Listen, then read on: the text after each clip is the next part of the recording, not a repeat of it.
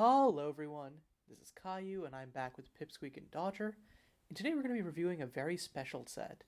So, as some of you may have heard, unfortunately, we've recently found out that a bunch of sets are going to be leaving MSEM. This is kind of the first time this has ever happened, and we're also hoping that it'll be the last time. But I think one thing that's beautiful about the custom community is it's a community, and like we always come together to make something good even out of bad situations, and that's what New Horizons is all about. Um, it brings in a lot of cool tools to cover for the holes that would have been created by the sets leaving, but also introduces archetype defining tools in its own right. So Dodger and Pip had more knowledge of the set than I did. They are on the council, and they'd both been working on putting the set together, working on designs for it, and hyping up the insane spoiler season. Which, if you haven't already seen, I would definitely encourage you to join the MSAM server, check out the New Horizons channel. It's a real treat to scroll through it from the top. But for now, we're going to be going over, and despite the set being kind of small, it's still, uh, I think it's like a good 75 cards, which, given our usual rate of how we talk about cards, would take a very long time to cover all of them. So we're just going to be covering the cards that we think are the most constructed viable for now. Um, Which is a Um, good chunk of the set. Like oh yeah, the no, set we're is still covering very like at dense. least Yeah. two-thirds or more of the set. Don't get us wrong. yeah, the other thing that we're skipping over is we're skipping over cards that are directly replacing something that existed in the format. So, for instance, there was a canon reprint of Soul's Attendant in one of Crow sets, and then it was actually reprinted in another set. So we decided to add that as part of the New Horizon set. So we're not going to talk about the cards that are clear one-to-one replacements for something. We're mostly talking about things that are going to be fairly new to MSEM. And also that part of that also is something that I should explain before we get into it is that these designs are taken from three places. They're either original designs, um, in some cases from MSE council members. There's They're a cycle taken. of 6 of those, to be Mm, clear. mhm. There's only 6 new designs in this set. Got you, got you.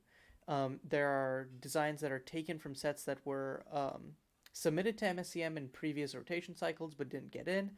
There's a lot of these, and some going back several rotation cycles. So it's a good, I guess, romp through MSCM submission history. And there are also some designs which are from sets that are in the general MSE community, but have not yet been submitted to MSCM, but are expected to be submitted in the next round or two of submissions. So a good variety across Yeah. MSEM's past, present, and future. Kind of nice how that works out.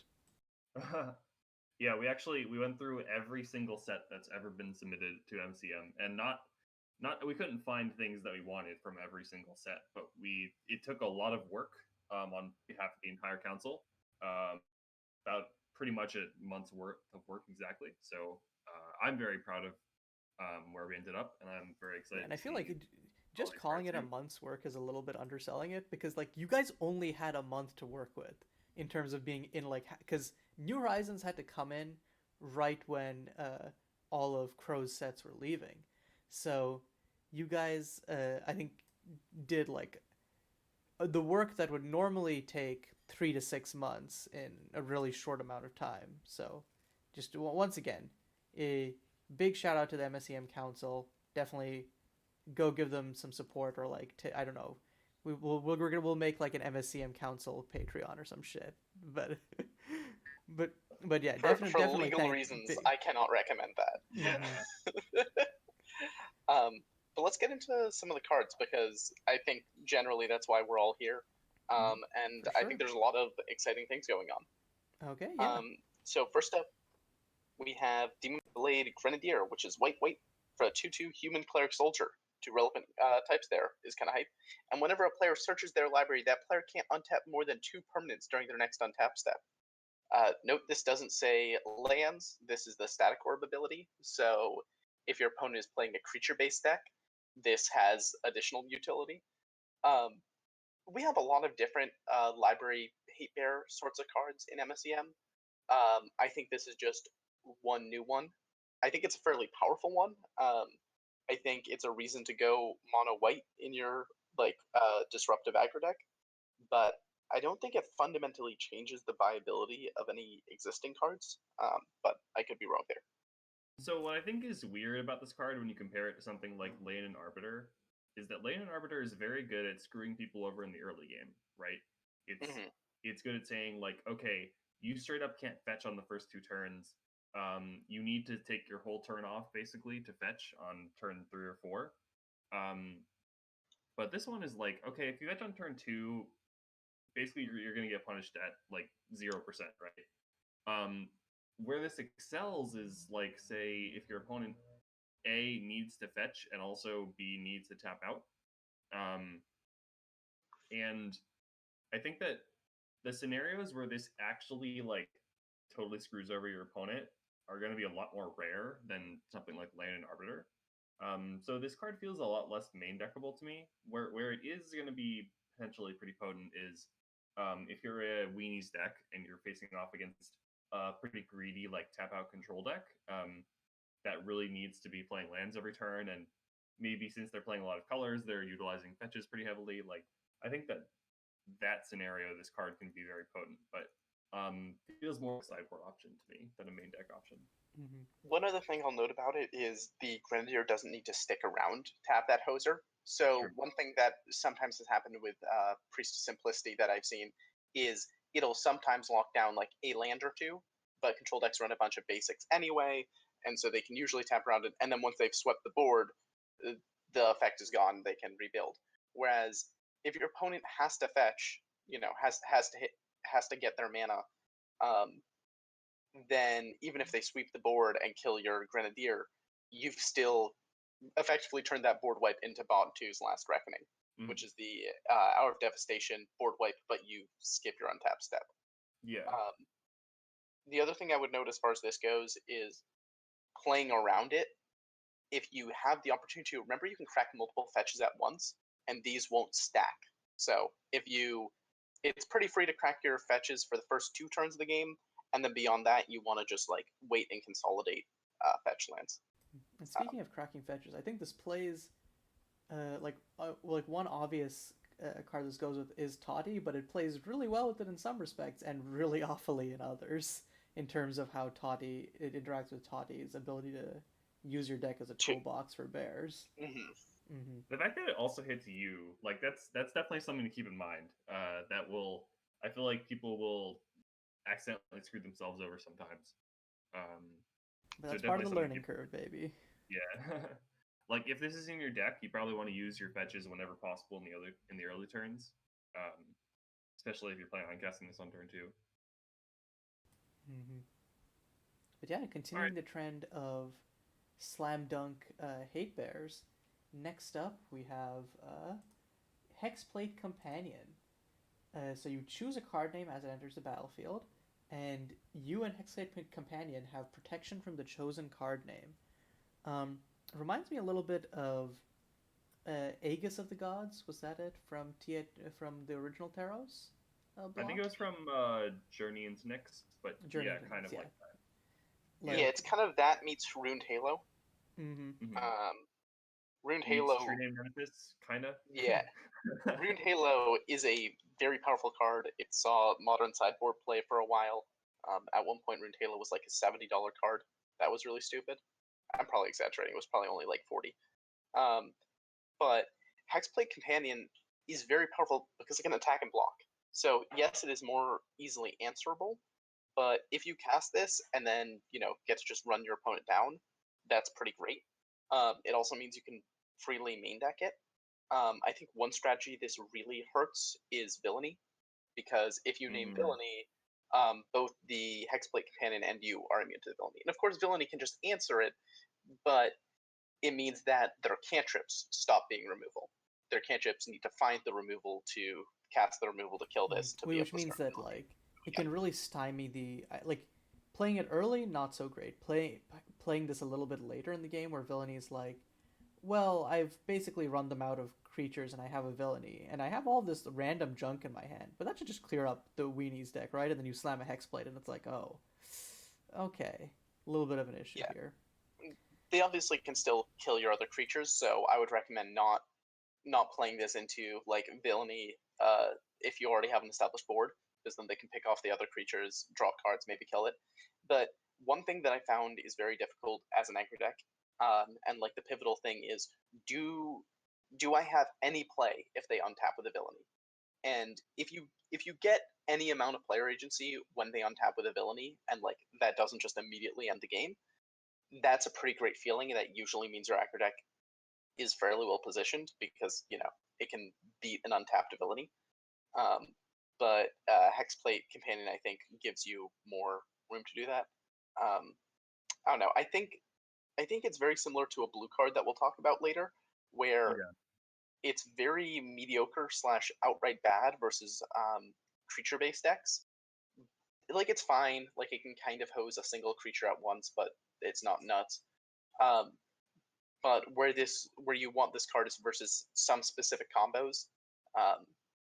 Planar Conflagration is no longer legal, but combos like that, where I'm going to cast a really big burn spell, and then I'm going to kill you. Hexplate Companion gives you protection from that. I will say that, like, I think you're understating its effectiveness versus creature decks a little bit, because the ability to just like fog a creature is like pretty relevant, and like you can essentially use this as like a removal plus a 2/1 in the earlier part of the game, which is not nothing. It's only a removal. Like, if you I've don't played have like any other what is the creatures, there was like Runeblade Knight in Custom Standard from Custom Core 2018, which was basically this except double white, and it was a 2/2 knight. And I think that the ability to use it, like to name a creature, was like heavily underestimated, and it ended up being a lot more relevant in creature matchups than you'd initially expect. So I think a similar thing is going to happen in MSEM. I definitely think that the fact that it has that flexibility is what makes it main deckable. I still think that it may end up being better in the sideboard, but like, just in general, this card's usually not going to be a dead draw, which I think is very important for haters like this. So I'm a fan of the card. I think it will almost always have counterplay, and it will very, very rarely just lock your opponent out of the game. So I think that's a big plus. So let's talk about protective memory, or as Cajun has been repeatedly calling it via Lackebot, pro meme. So it is white for a 1/1. It is a Reflection Cleric, which again are two. So this is part of the cycle that we mentioned earlier, which is the MSEM Council added 6 original cards to this set, where the specific goal was to prop up tribal decks, some of which were losing cards from Crow sets, and others of which it was just kind of, hey, this is a good opportunity for us to give a quick injection to bolster these decks. So Reflections top aided fairly recently, and Clerics has won a GP at another point. So that's fairly real. And it's a 1/1. It's a Lord. Each other Cleric or Reflection gets +1/+1, and it gets +3/+3 as long as you've gained life this turn. So if you play this in a Soul Sister shell, it's fairly regularly a 2-mana 4/4 that also buffs up your other creatures, which is kind of awesome. I don't really have much else to say. It does exactly what you expect it to do. Yeah, I mean, this card should be a pretty automatic 4/of in both those decks. Yeah. It's very straightforward. I did think it was pretty funny when Avery's initial reaction to this was, this doesn't go in Reflections, which I thought was a very question mark statement. But either way, I think this card's very good. A card I really want to see this played with is a card that we nerfed last May Madness that I still think is a nuts card, which is Holy War, which is a 4-mana red-white enchantment that ETBs creates 3/1/1 white cleric creature tokens, and creature tokens control at first strike and lifelink. And the other extra level of synergy is this what was it nerfed to? It went from creatures you control have first strike and lifelink to creature tokens you control have first strike and lifelink. Yeah. They which Yeah, like most of the decks that was played in, I feel like that's just like, it's relevant, but like not that much. It was making the card just less objectively offensive, because that was like a 6-mana effect on a 4-drop that made 3 tokens. So curving if you Holy War, not only does Holy War make 6/6 worth of stats, those tokens will first strike and then lifelink, so this becomes a 4/4. Yeah, So it's pretty fun. yeah, Yeah, I really recommend exploring that. sweet. Dodger, you should take the next one. All right, so the next card is Tyrial, Angelic, Artisan. It's a 5-mana 4/4 flying vigilance. When it enters the battlefield, you can search your library for an equipment and tutor it to your hand. And then whenever Tyrial attacks, you can put an equipment from your hand onto the battlefield and then attach it to Tyrial. So this is kind of like it's basically a Stoneforge Mystic / Sarah Angel combo. This is one of the stronger Sarah Angel variants in the format, if not the strongest. I'm trying to think of a better one. MSEM doesn't have as strong of an equipment suite as Canon Modern does, but it has several strong options, usually at the 2 and 3 drop slot.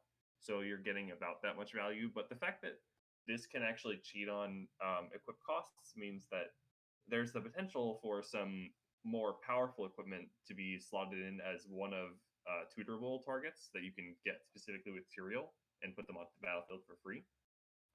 Stuff like experimental battle armor comes to mind. I was thinking Blacksteel loadout to make this swing as a 8/6 trample first strike vigilance flying. Yeah, seems pretty not bad.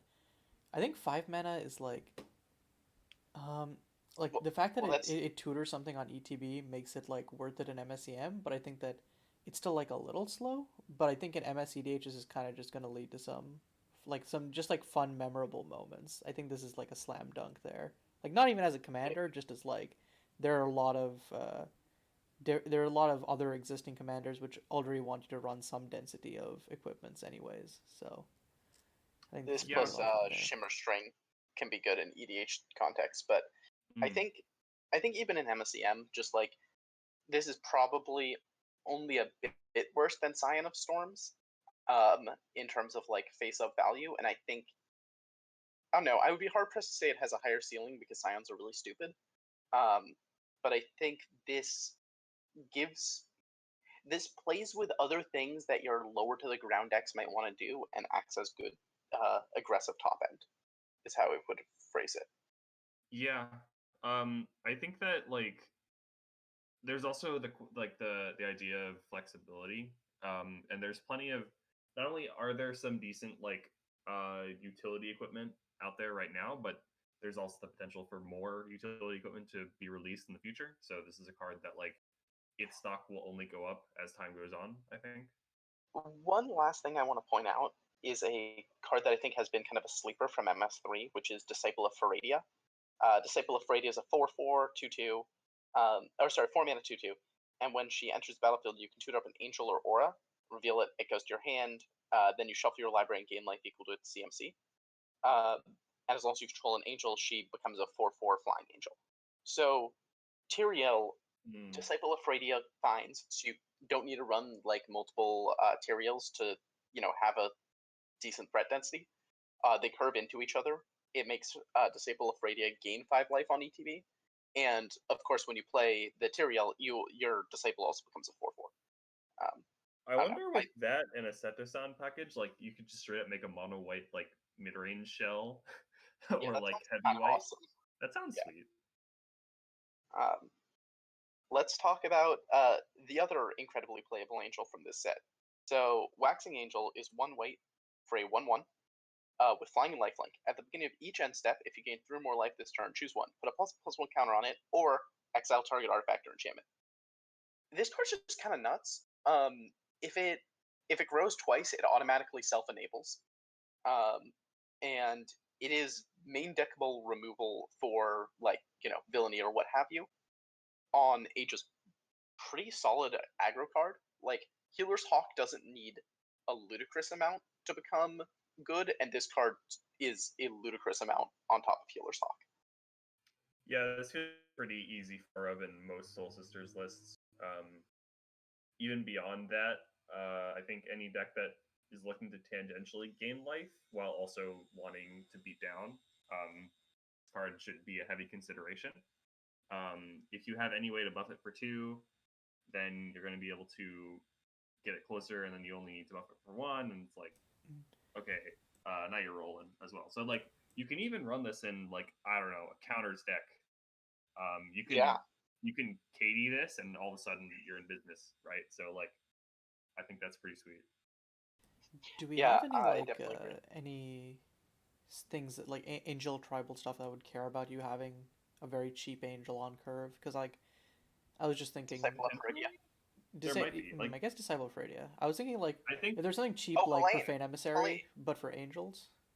Helene, the one who can then -1 to vindicate a creature if you have an angel. Oh, yeah. Helena, Helena, Helena. yeah, okay. This is actually, I think, yeah, Helena has been. Oh, that's actually Although to be fair, pools already existed. That is fair, but then I think that this is an actual more effects. Yeah. This is an actual playable angel. Like you can like I think, or I guess having like you don't want to play 4 polypools probably, but like having like 8 cheap angels that you can curve into Helena rather than having to rely on a bunch of stuff at 3 makes the -1 a lot more attractive. So I think, for instance, I think Egg top-aided a GP with a black-white Theocracy list that also ran Helena and Profane Emissary with 1 of Polypools. This card could potentially slot really well into that deck as well, just providing like an additional way to turn on your Helena while also being Theocracyable. So that's sweet. All right. Sweet. So next card is... This is the card I referenced earlier when we were talking about Hex Plate Companion. Okay. Do you want to take it? Sure. Okay. Eye of Dismay is 1 blue for a 3/1. Your opponents play with their hands revealed. At the beginning of your end step, choose a card name. You and spells you control can't be targeted by sources your opponents control with a name chosen by Eye of Dismay. It has protection from names chosen by it. Okay, so there's a lot of text on this card.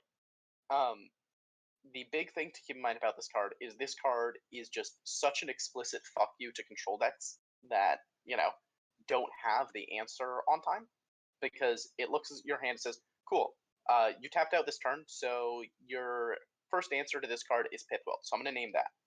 And then as you go forward, you just say, I'm going to name Cursory Glance, or, Portal Fracture, whatever. And then you can start casting your spells uncounterably. And this can just stick in play and just kind of mess your opponent's day up.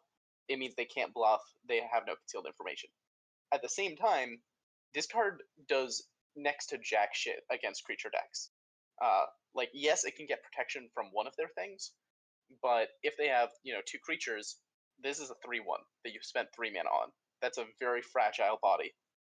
If they run burn spells, you have to choose between protecting this / your face versus this being able to block.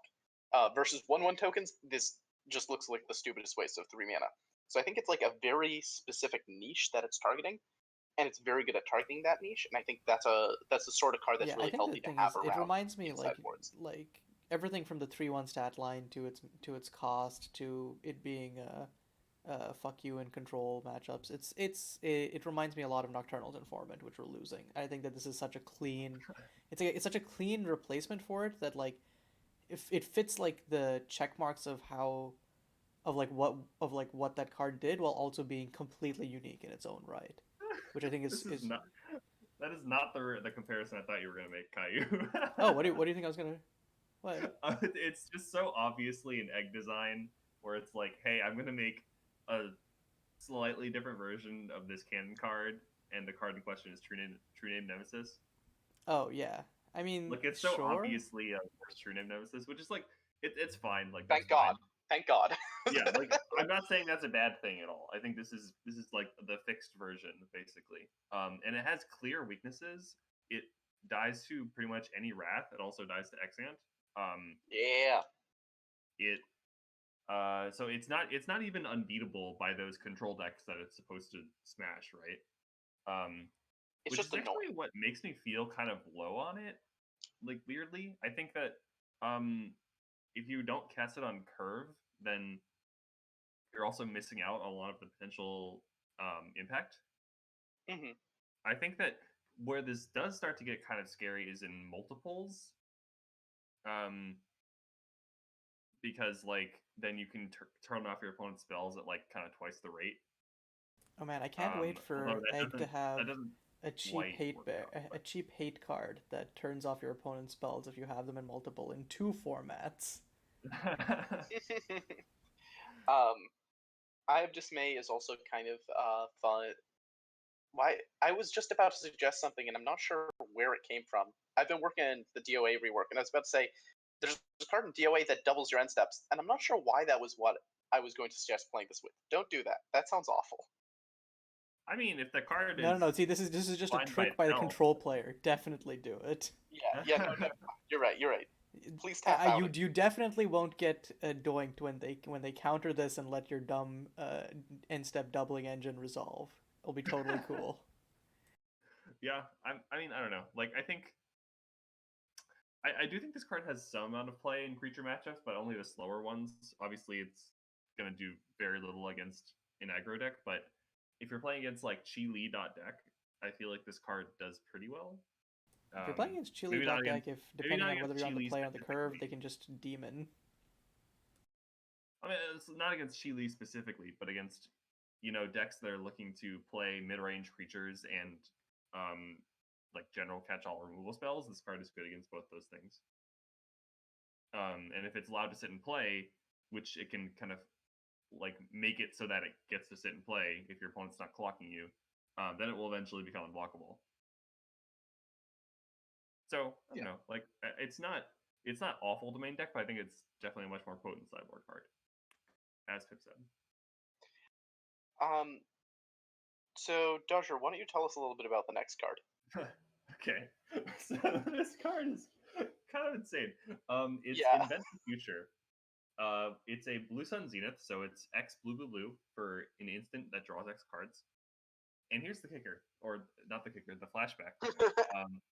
It has blue, sacrifice X permanents as a flashback cost. So that doesn't say non-land permanents, that says permanents.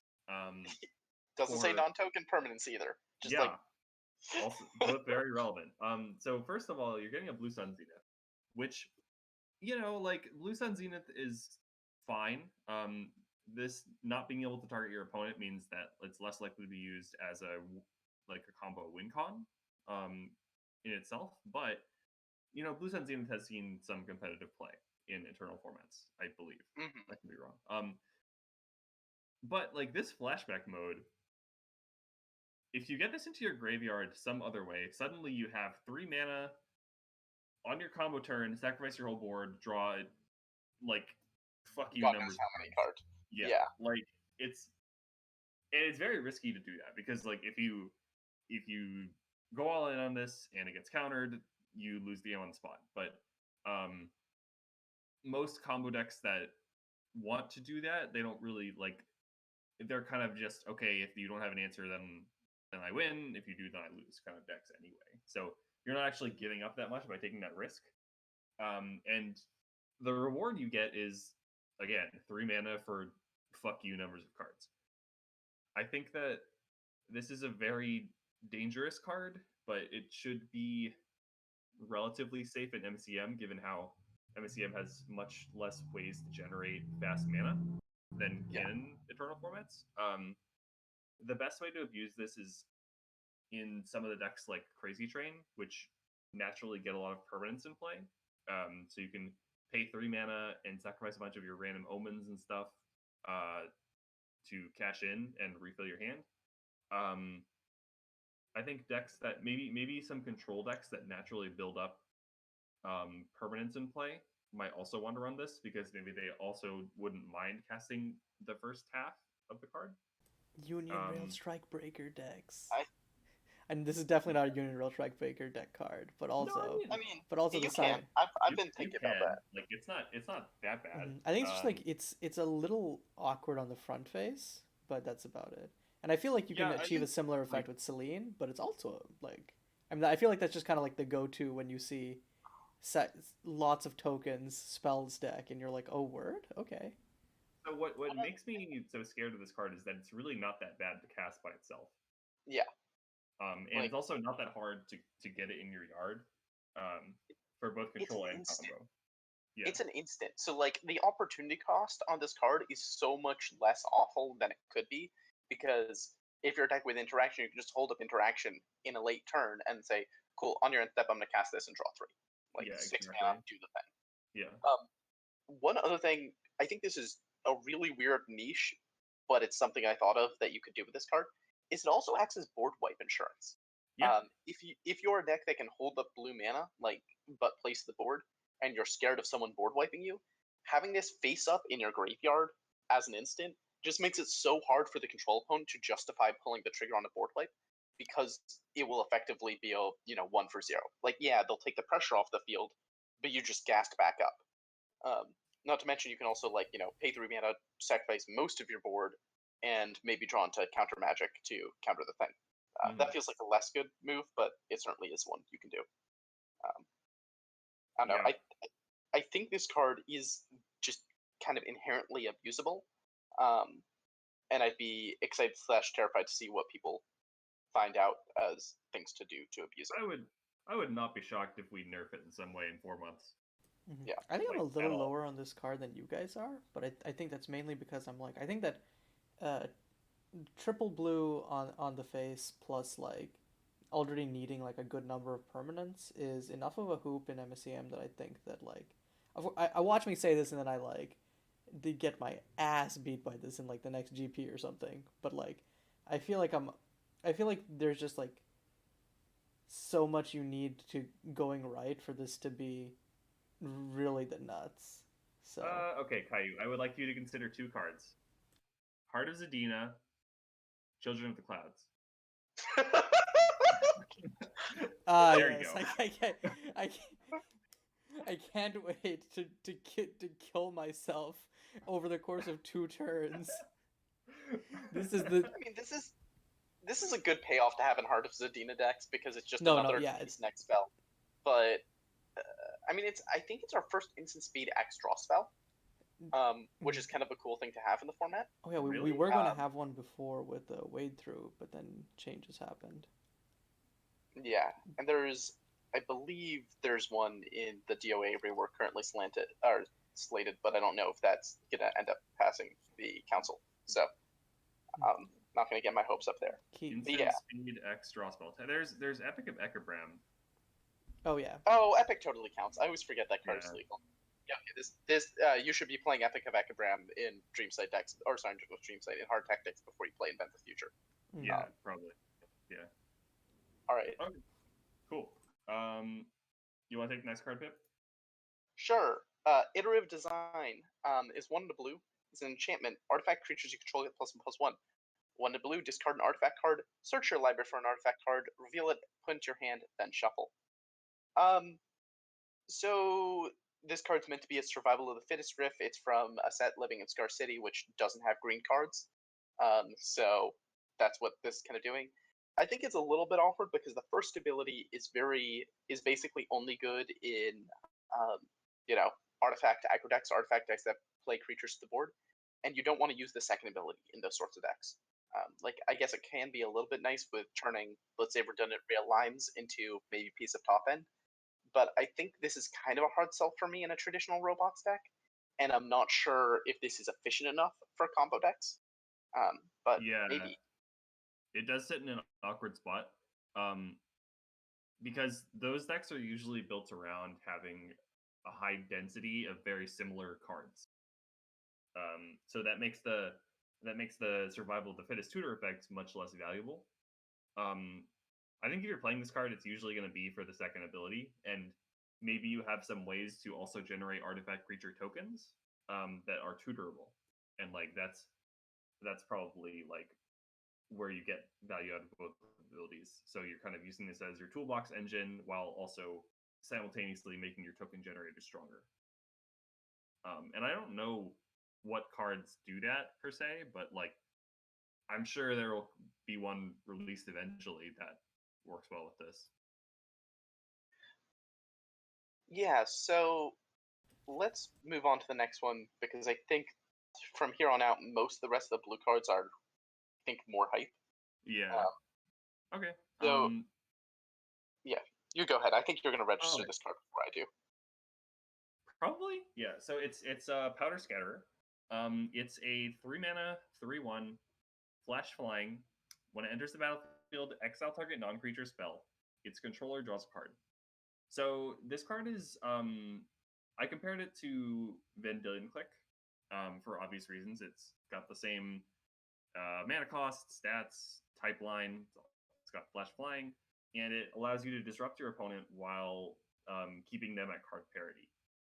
Where this card really excels at compared to Vendilion Click is that it actually makes your opponent spend the mana on the card that goes away, which is a huge tempo swing compared to Vendilion Click. So like not only are you getting rid of their spell, but you're also gaining a pretty big tempo advantage, especially if you countered something that costs 3 or more, because then you're effectively coming out with like a free 3/1 flyer. Like that's obviously nuts. The downside is, of course, it doesn't work against creatures, and also that if you want to use this as the mode of, okay, I just want to produce a 3/1 flyer at instant speed, either on your end step or to block an attacker, well, then I don't get value out of the ETP. So where you're left with is like a very niche, or not niche, but like a more situational Vendilion Click that's really good in the scenarios that it's designed for, but is less of an all-around all-star, which I think is a cool place to be. I think there are a lot of decks which are running Vengeful Messenger, which could which I think probably, at least in my opinion, swap over entirely to this, because it's got the flash, it's got the flying, and you get the ability to counter their non-creatures without actually having to sacrifice your pressure. So it kind of depends on what messenger is in your deck for.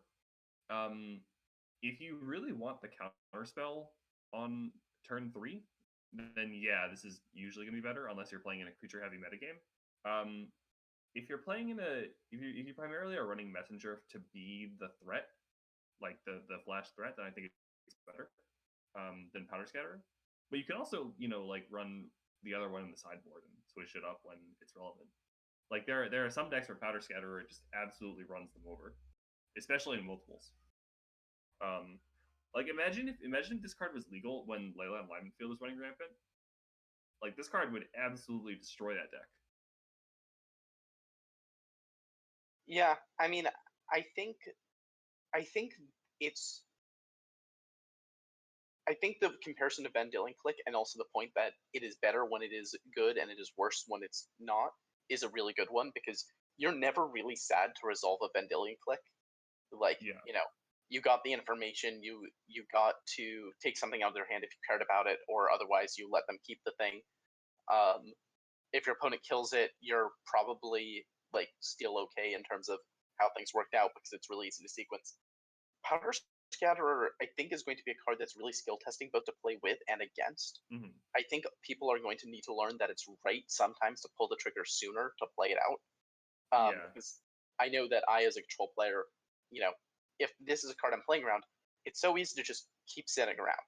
And if your opponent is just going to give you infinite time because they want to line up this Powder Scatterer's value, that's going to favor you. The decks where Powder Scatterer is good are the decks where we talked about you can maximize the tempo you gain from countering a spell they spent mana on. So I think that's one of the ways people are going to misplay with and against it, is trying to save it for value when you need to actually just use it for tempo. Well, like I think the key thing is it actually doesn't give you value. It replaces the card. So like there's a chance that they draw a useless land, but most of the time, like it's gonna be replacing the card you take. So you're running this in your deck as a tempo threat. So if you're not playing it on turns when your opponent doesn't do anything, then you're kind of just fundamentally misusing it, I think. I agree with that. Unless you're playing a matchup where you really need to stop specific spells, in which case that's the skill testing part. The other thing I would say to keep in mind as far as this card goes is I've been having a lot of success recently with Rug Tempo in MSEM. And one thing that has felt unique about that deck and why I think it is so successful, whereas a lot of the Flash decks that came before it, with the possible exception of Bant Flash, although I would argue that deck is more of a control deck than a tempo deck. That's more of a control deck for sure. Yeah, have kind of struggled, is because a lot of these tempo decks end up playing too many 3 and 4 drops, and sometimes 2 drops. Yeah. like the curve shifts up because so many of our powerful flash creatures are 3 mana, and you end up with decks where it's like, well, Sangjin glues the deck together because I'm an insanely mana hungry deck, and he plays at flash speed. It's like, huh, maybe this is why you have a bad aggro matchup. And I think Powder Scatter is just like not even on my radar for Rug Flash, because although it's powerful, I would rather just be casting Portal Fractures. I would rather be casting Cane Dancers. That I sort think of thing. I think it's a very strong sideboard card for Rug Flash. Maybe. for example. I feel like I would just rather have the negates, but that's possibly one of the places I'm going wrong. I think this is better than Negate. Or sorry, still the Pandemonium. I'm not on I think negate. this is better. Okay. I mean, it's worth My trying. feeling is a lot I higher. think it depends Yeah. on like how early you need it, because Yeah. there are definitely like scenarios I can see like, well, I need this counter onto, or like I would much prefer to have this counter onto, so I can just like have a good density of like And then Portal Fracture and Still and a bunch of these, so that like I can answer them on 2 and then just keep answering them as I go, rather than sometimes being Cane stuck with Dancer can awkward cast hands. it back. Yeah, exactly. But I think you're probably right, especially in that if you told me, hey, what if you had the ability to cast your Still the Pandemonium on an empty board to create a 3/1 flyer, I'd be like, sold, done, I'm in. Yeah. And this does something kind of similar, but not Yep. quite. All right. So, So Jinx. yeah, you go ahead with this one. All right. So, Project Head. It is a 2-mana 2/1. When it enters the battlefield, investigate. And then, if you have 7 or more artifacts, you can cast Time Twister. So you just pay 3 and exile it. It only Time Twisters you, but you shuffle your hand and graveyard into your library, then draw 7 cards. So, again, this is a very powerful tool for blue artifact heavy combo decks. It's also just a pretty reasonable creature. Like a 2-mana 2/1 that investigates on ETB is not bad. It's definitely worse than Thraven Inspector, but it's not like embarrassing to just like cast it, trade it off, draw a card later. I think the fact that it like somewhat helps fuel itself means that it's a card that like may see consideration in combo decks, but also is kind of like an interesting card for like hybrid-ish decks that might have like just a lot of artifacts and the potential to combo off, but can also play like more of a mid-rangey value game. I don't know, dude. 7 artifacts is a lot of artifacts. 7 is a lot, yeah, but You I can't think that naturally have 7 artifacts. Unless that's like your deck's game plan is get artifacts onto the battlefield. I think like if you have something that like Union Rail Strikebreaker in your deck, it's not out of the realm of possibility. What's the earliest you can have 7? So like assuming let's say like turn 1 rail Oh, line. You can turn 3 have 7 artifacts in play. I'm 90% sure. Yeah, so you go turn if 1 you- rail line self-replication, turn 2 project head, another rail line. That's 5 right there. Then it's just trivial to get another 2 more. It's 6 actually. No, it's 5. You're right. You can just throw in Like- like some. And that didn't even cost. have it device would companions. be 6. Yeah, and then you can. There's 2 from that, 2 from self-replication, 1 from this. That's 5. Yeah, and then you can. But And then you if you play have 2 so rail you have zero, if you have zero Yeah. cost artifacts, you can throw 2 of those down, and then Yeah. turn Yeah, three. like, I But don't that's know. that's obviously That's that's kind the of Magic mega Person ultra plan. dream hand. But yeah, I want people to play that deck. That way, I have an excuse to start casting Singularity's Grasp again. I just think that I like to say opportunity cost a lot, but like this card is just such a not embarrassing creature to run that it makes me think that there's a deck out there that just casts this as a random cantrip dork like 90% of the time, and then sometimes it's like, oh hey, my hand's empty, I'll draw 7. I mean, hey, weren't you talking about how there's not enough good 2-drops in MSEM that are either artifacts or make artifacts on ETB for the Esper Theocracy like artifact value pile you had? yeah, like that's actually a really okay, good and point. yeah, like This feels I mean- like an easy in there. I don't know about easy, but like it's another good option. It's and I feel definitely like less Hex Plate embarrassing than Companion the other cards. feels reasonably good. Oh yeah, Hex Plate Companion's I feel better. like when we were talking Yeah. about Hex Plate, there's so much to talk about it that we didn't even talk about. Oh yeah, by the way, it's an artifact creature, so synergy's there. Yeah. Yeah, I don't know. I think that this card is very interesting. And I think that, like, I really like how it gives you several puzzles on, like, okay, how deep do I want to go? Because, like, it's good enough where you don't actually have to go that deep, but if you do want to, like, it's there. You can give it a try. Yeah. So I really appreciated that about the card. All right, you should definitely take this next one, Pip. Yeah, this card is my jam. So this card's Revelations. Unfortunately named because it's definitely going to go in decks with Revelations. Strategic planning. This is that, but it's an instant. It has flashback 3 in a blue. If that sounds crazy to you, it's because it is. This card's just the stone cold nuts. I think it's easily one of the best draw spells in MSEM because, again, it's a instant speed strategic planning that draws you another card. The fact that you can play this card filtering cantrip that also is card advantage is a huge upgrade to just all sorts of decks, both control decks and also even some combo decks. Like, I've been playing a bunch of Consult the Dewdrops in Casino Scam recently, and this is just so much better than Consult the Dewdrops, it's not even funny. This card makes Think Twice look like a straight up fool. Yeah, which, I mean, that's basically the MSEM slogan is we make Think Twice look like ass.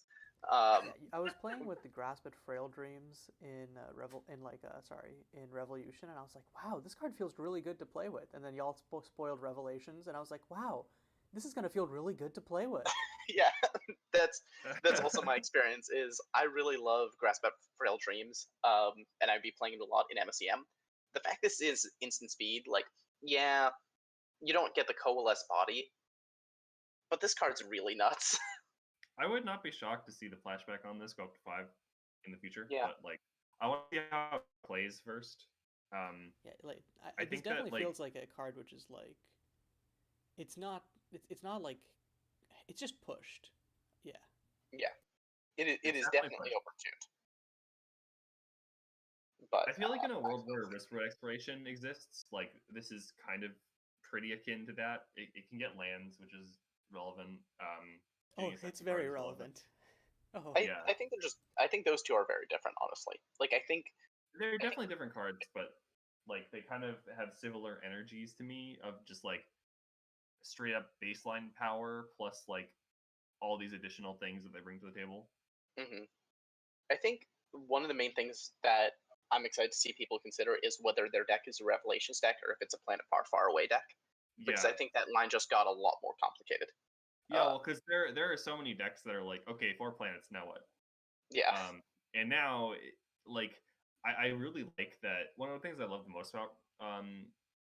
about MSEM compared to Canon Modern is that most of the time there are at least 2 or 3 different best options, quote unquote, for whatever slot you're trying. So it leads to a lot of deck building diversity.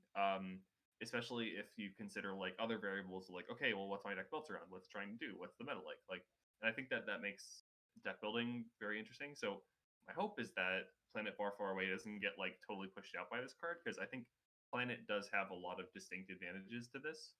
And I think the fact that getting 2 cards for only 2 mana, whereas this card gets you 2 cards for 6 total mana, but you also get other cards in your graveyard and more selection. And there's other upsides. Yeah. I think the fact that you guys are talking about that y'all are heads up about this card and are aware that it's very strong means that I feel if it is pushing Planet out of the meta, they'll be recognized very quickly, and I feel then that can be adjusted.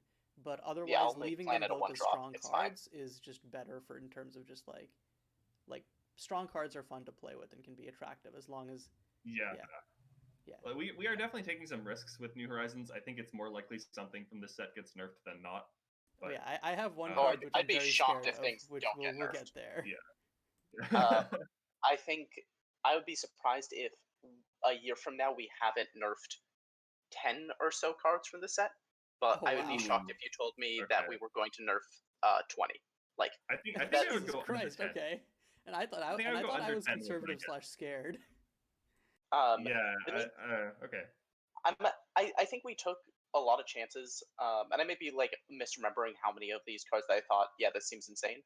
But I think it's important to consider that by taking these chances, the format is going to lose a large chunk of cards, and I think at the same time injecting a lot of really exciting new cards to play with is just a really good idea, and you don't want to undershoot it. And the other thing that I would point to as far as that whole thing is these cards are so much easier for us to change than any of the Crow cards were. So like we can just change them. We can just change them. We don't need to go through a whole process of, hey, we're going to ban Dwemer Dova if you don't change it, and then nothing would realistically get changed. Anyway, let's talk about mono blue flyers, because apparently that's going to be a deck now. Okay, so Star Power Sentinel. It's a 2-mana enchantment, and it introduces a new subtype, Deity. Basically, all Deity means is that you can pay a beckon cost to permanently make it a creature in addition to its other types. So on base, without this being a creature, it's a blue-blue favorable winds. So it buffs all your other flying creatures. And then at any time, including instant speed, you can pay 4 mana to turn it into a 3/3 flyer.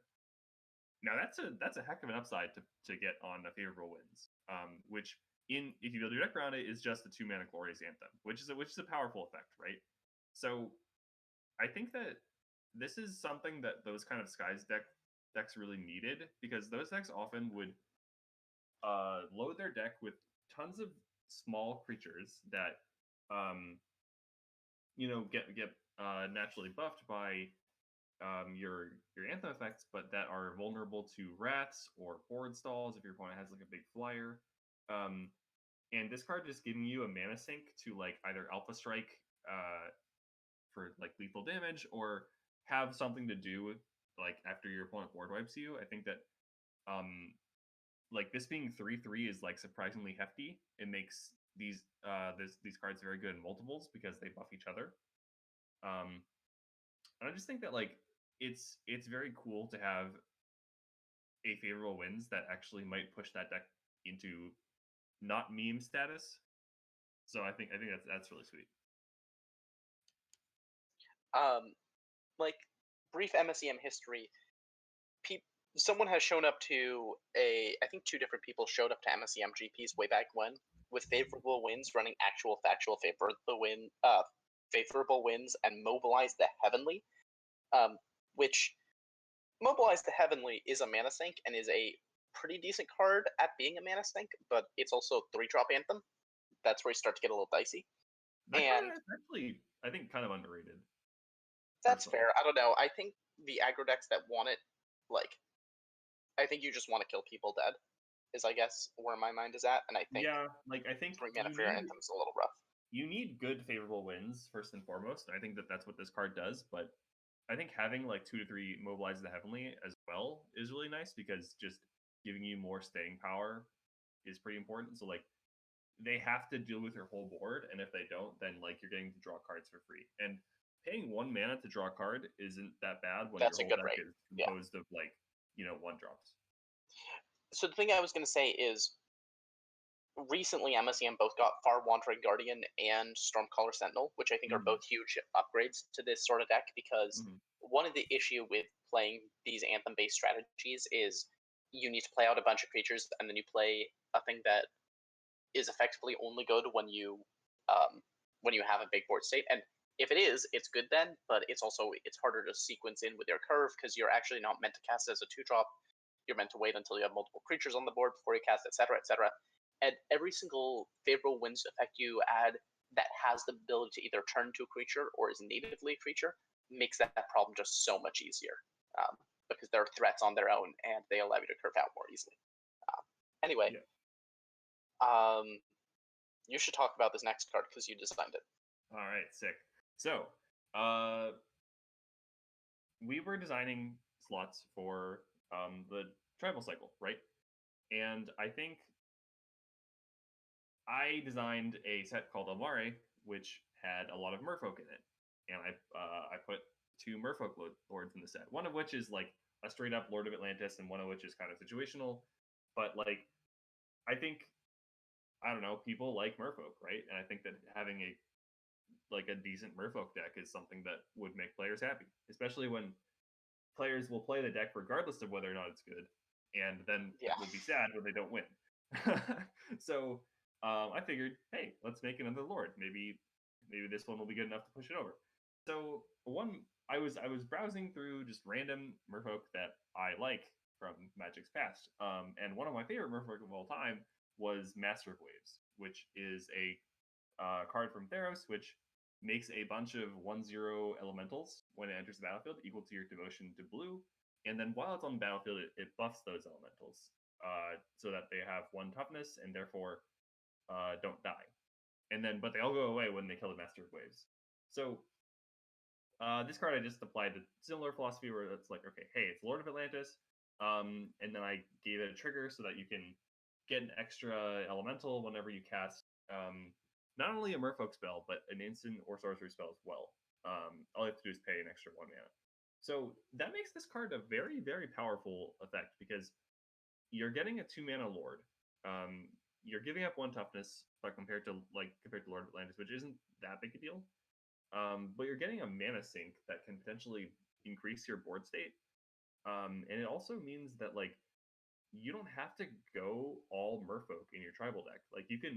This card gives you more of an incentive to run cheap interaction main deck, and get more value out of imagine now when they try to kill your Lord, you cast Spell Stutter, kick it to make it 2/1, and now you've effectively cast a 2 mana 2/1 that counters their spell, right? I think that's a really big game. So I think that this card, I also just really love the flavor text. This is one of my favorite. I really hope it's good.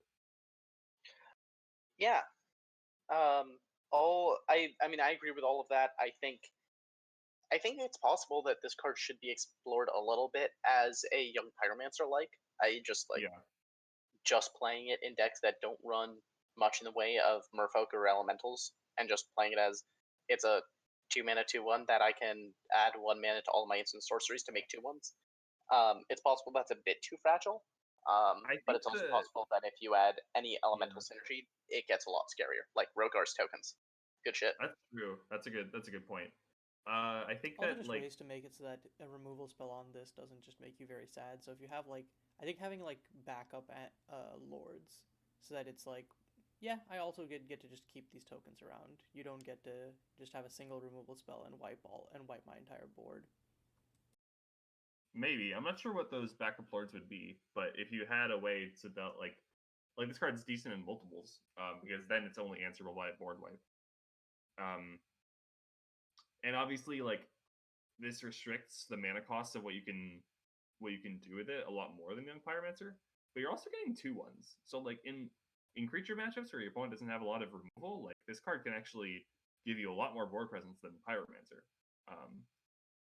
So I don't know. I think that's a good point. It's actually worth exploring even in non-tribal decks, which I think is really exciting. Yeah. So the next card is also a tribal lord. The third one in the cycle that we've talked about so far. Again, created originally by Cajun, specifically for the set. It's Diviner in Blood. So 3 mana for a 2/2 flying vampire demon. And demons and vampires you control get +1/+1 for each player that has lost life this turn. So if both you and an opponent has lost life this turn, it's a 3 mana 4/4 flying, which is kind of sick. It pairs nicely with some really cool cards from Unraveling. I believe Chained Tormentor? Chained Ravager is a horror, not a demon. Never mind. Scrap it all. Burn it. In all seriousness, it does work with the Wither cards. Or that's white true. card from Unraveling. Yeah. I don't know if that really matters, but it does. Yeah, that's cool. I think this is less of a just immediate oh yeah, I know what to do with this card. Pushing Demon Tribal to being maybe something approaching playable is inherently exciting because so much of that has been centralized around Profane Emissary recently. But I think that there is room for actual Demon Tribal because we do have some kind of potent effects. I think Profane not being a demon kind of hurts that, but like you also don't need Profane to get much buffer than it already gets from its own ability. The other part is that like there's also a card called Selin of the Demon Realm, which is like one of the better demon payoffs, and that card's not actually a demon, so like it's kind of sus in that way. I don't know. Bloodfont Ritualist is a vampire, so that's some actually kind of exciting synergy right there. Oh, that card's pretty good. That card's pretty good, and it wants you to play the same exact style of game, so maybe. I feel like out of the tribal lords we're seeing, this is the one where I'm like least like windmill slamming it, but I think that it's a card that I hope that like people like designers will see this card and be like, maybe I'll push my demon 1 mana cheaper or something, stuff like that. Where it's like it's one of those things like, where let me make a pulse tracker. Yeah, you know, like this card is great with pulse tracker because it attacks and or whatever the buff pulse tracker is, something conquistador. Like in general, I think that like trying to design for MSEM is not a good philosophy, but I think there's some like if you're trying to design to like help support a specific strategy or card, I think that putting a marker that says, yeah, this is something that we want in the format I think it's just a cool thing to exist for that purpose. Yeah, I think for if you wanna add cards into an MSEM bound set that are intended to work with tribal decks, then it's probably worth looking at the available pool of what's actually around. I don't think that's like a bad thing. Mm-hmm. All right. Yeah. Okay. Speaking of demons, there's a pretty good one coming up. It's Mind Prior. So Mind Prior is a 2 mana 2/1 with lifelink. It gets +1/+1 as long as an opponent has 1 or fewer cards in hand. So it is a coveted wreck like payoff kind of. But the real kicker here is that whenever an opponent discards a card, Mind Prior cackles, and what that does is you put a menace counter on it. But if it already has menace, it deals 1 damage to each opponent instead, and it has lifelink. Remember, so you're going to gain that life. So this card actually is a demon. It curves into the Diviner of Blood, and it procs Diviner of Blood because it if you make them discard a card, then it'll deal 1 damage to them, and then Diviner of Blood will buff your demons. So like, maybe there's something that people love the Rack decks, and this is probably the first like good Rack effect that MCM's ever had. I could be wrong, but I kind of agree with that. I think the other thing that's notable about this card is if you don't how do I phrase this? I think one thing that the Rack style decks really struggle with is cards that are kind of really bad on their own. Like if you put a Rack on your opponent and for whatever reason you weren't able to shred their hand, there's no point in playing it. Yeah. Whereas this does some of the Rack-like stuff because it becomes a 3-power lifelinker if your opponent has 1 or fewer cards in hand. But it also is kind of a Megrim, so that helps a bit. I'm sure this card's actually incredibly hype in EDH. If you cast this and then wheel, and your opponents discard like 7 cards each, this is going to cackle like 21 times and deal 20 damage to the opponent. So recommend that. But yeah, that's all I got. Yeah, I don't think this card is going to be an all-star, but I think it will be a lot of people's pet card. Yes, I agree with that. Yeah, and it's not the worst pet card you could have in terms of playability. So the next card is actually a card I can see you playing a bunch of. Yeah, I've been thinking about it. Should I take it? Yeah. Okay, so it's Knight of the Unliving. It's a 4 mana enchantment. At the beginning of your upkeep, if you have no non-creature cards in your graveyard, you may return target creature card from your graveyard to the battlefield. So, when we teased this card, we teased it as a 4 mana enchantment that lets you cast a 4 mana spell every turn.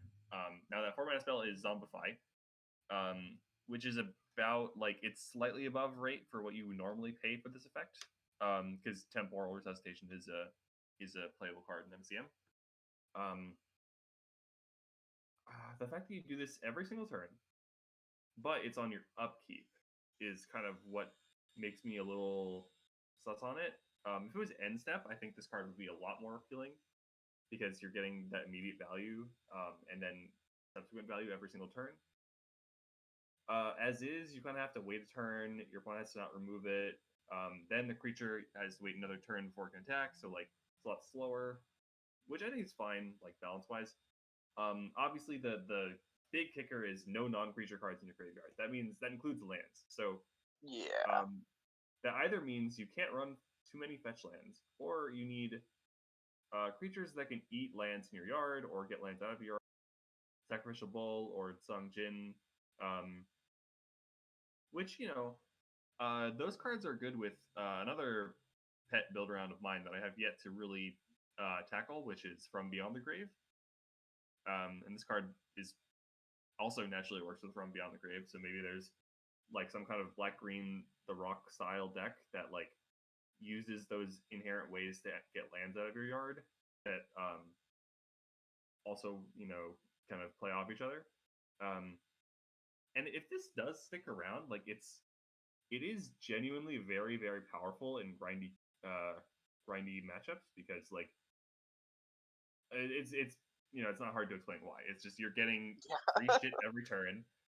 If your opponent can't answer the enchantment, then they're probably going to lose. So yeah, I mean, like, I don't know. It's a very cool card. It's a very flavorful and interesting way of like taking what seems like a not big drawback, but like actually kind of making it into one. And I think so. Like, I wouldn't try to run more than 2 colors with this because you can get away with playing 2 colors and playing minimal fetches in MSEM fairly easily. Like, I think there's enough duels where you can do that. But more than that gets a little dicey. I mean, unless you're going full, like, Paracosm. In which case, I think you have other issues, but that's beside the point. If you go Paracosm, it means anytime you take damage, now you have land. Ruin Delver. Rune Delver's another card that's kind of hype with it, except this is a lot. It's not a good card to recur off of this because the problem is like the problem with running cards like Rune Delver. As soon as I realized that lands can't, I was like, no non-creature cards, easy. So just like you just play a bunch of mill creatures, and it's like, oh no, hold on, lands. Yeah, so gotta play those. The problem with Rune Delver is that it's a card that wants you to have lands in your graveyard. Yeah. And this is a card that wants you to not have lands in your graveyard. So you run into this weird dichotomy. Okay, I'm running Rune Delver so I can get the lands out of my graveyard. But at the same time, if I don't have that many lands in my deck because I'm running Night of the Unliving, or that many fetches in my deck because I'm running Night of the Unliving, then it's like my Rune Delver is less likely to be good. So it's this weird like catch-22. But I think there are other cards like Sangjin and Sackbull that are like already playable that don't need like you don't need to be running a ton of fetches to make those cards good because they can grow from your opponent's yard. Is where I'm at least. Yeah, it makes sense. I think in general this card is very powerful if you can enable it, and not very powerful and just a waste of cardboard if you can't enable it. Yeah. But given that Chigao is on the ban list for a reason, I think it's one of those things that it's like it's not just it's pretty good if you can enable it. It's like this card is backbreaking. In the matchups where this effect matters, this will just run people over. I mean, at least it's 4 mana and it doesn't cantrip. So like it's true. I think that like it's enough of it. Like I could see a fair but it dodges deck that doesn't run Exile being this card. Maybe. Okay. Like whereas like I couldn't really see a fair matchup that doesn't like Chigao would kind of auto win those matchups, it seems to me. Just because of the level of efficiency. One thing that's notable though is Chigao only recurs one thing. That's true, but like you usually name your best creature and you probably have ways to get multiples of them in your yard and like yeah. I don't think this is better than Chigao by any means. I just think that it is probably it's definitely comparable. Yeah, I think it's in the same world at the very least. Yeah. So the next card is a really sweet board wipe that I want to talk about, called Noxious Upwelling. So 1 black, sorcery. Reverberate. When you cast this card, you may copy it if you pay this reverberate cost, and you have to sacrifice a swamp. All creatures get -2/-2 until end of turn. So base form, 3 mana, infest. Normal stuff. Or you can 3 mana and cash in a land for a 3 mana languish, which is kind of nuts. It's actually better than languish. Sure, because it's harder to counter, which is kind of neat. Well, no, so like say your opponent has a creature that spawns like a 1/1 when it dies. Oh, sure. Like the first copy will resolve, right? And then your opponent's death triggers will go on the stack. And then those will happen. And then your second copy will resolve, and it will clear off any, random stragglers that come. Yeah, I feel like this changes the dynamic of a lot of how a lot of decks potentially approach wipes. Yeah, but also so there's like, some decks that just like, let's say your okay, opponent is whatever. playing Zadina Envoys. Zadina Envoys .deck, right? Like this cleanly answers that, which is kind of insane actually for a 3-mana board wipe. Yeah, I mean, it's definitely you do a have little to cash sad in a for land. that deck because I think lots of what made it cool is its ability to be an aggro deck that it can also just be infest. Yeah, that makes me a lot higher on the card. I think the card is good. The other thing that I noted is it is harder to counter if you're against a tempo deck with small creatures. This card doesn't lose to a single spell stutter. You sacrifice a land. There's now 2 versions of it on the stack. Yeah. Which you might not always do sometimes. If like you might see players be like, okay, I only need to like this to happen once, and then it gets countered, and they're like, oh, I should have sacked Swamp. Oh well. So it's kind of skill testing in that way, but yeah, I don't know. Like I think cards very good. Violent Collapse has been kind of the de facto sweeper for like a long time at this slot, and it's nice to see some competition there, kind of similar to the Planet Far Far Away discussion we had earlier. Yeah. So the next card is, I think, the most hyped card from this set so far, which is Void Portal from Night Terrors. So for 2 and a black, it is enchantment with discard a card. Search your library for a card with the same mana value as the discarded card. Reveal it and put it in your hand, then shuffle. Activate only as a sorcery and only once each turn.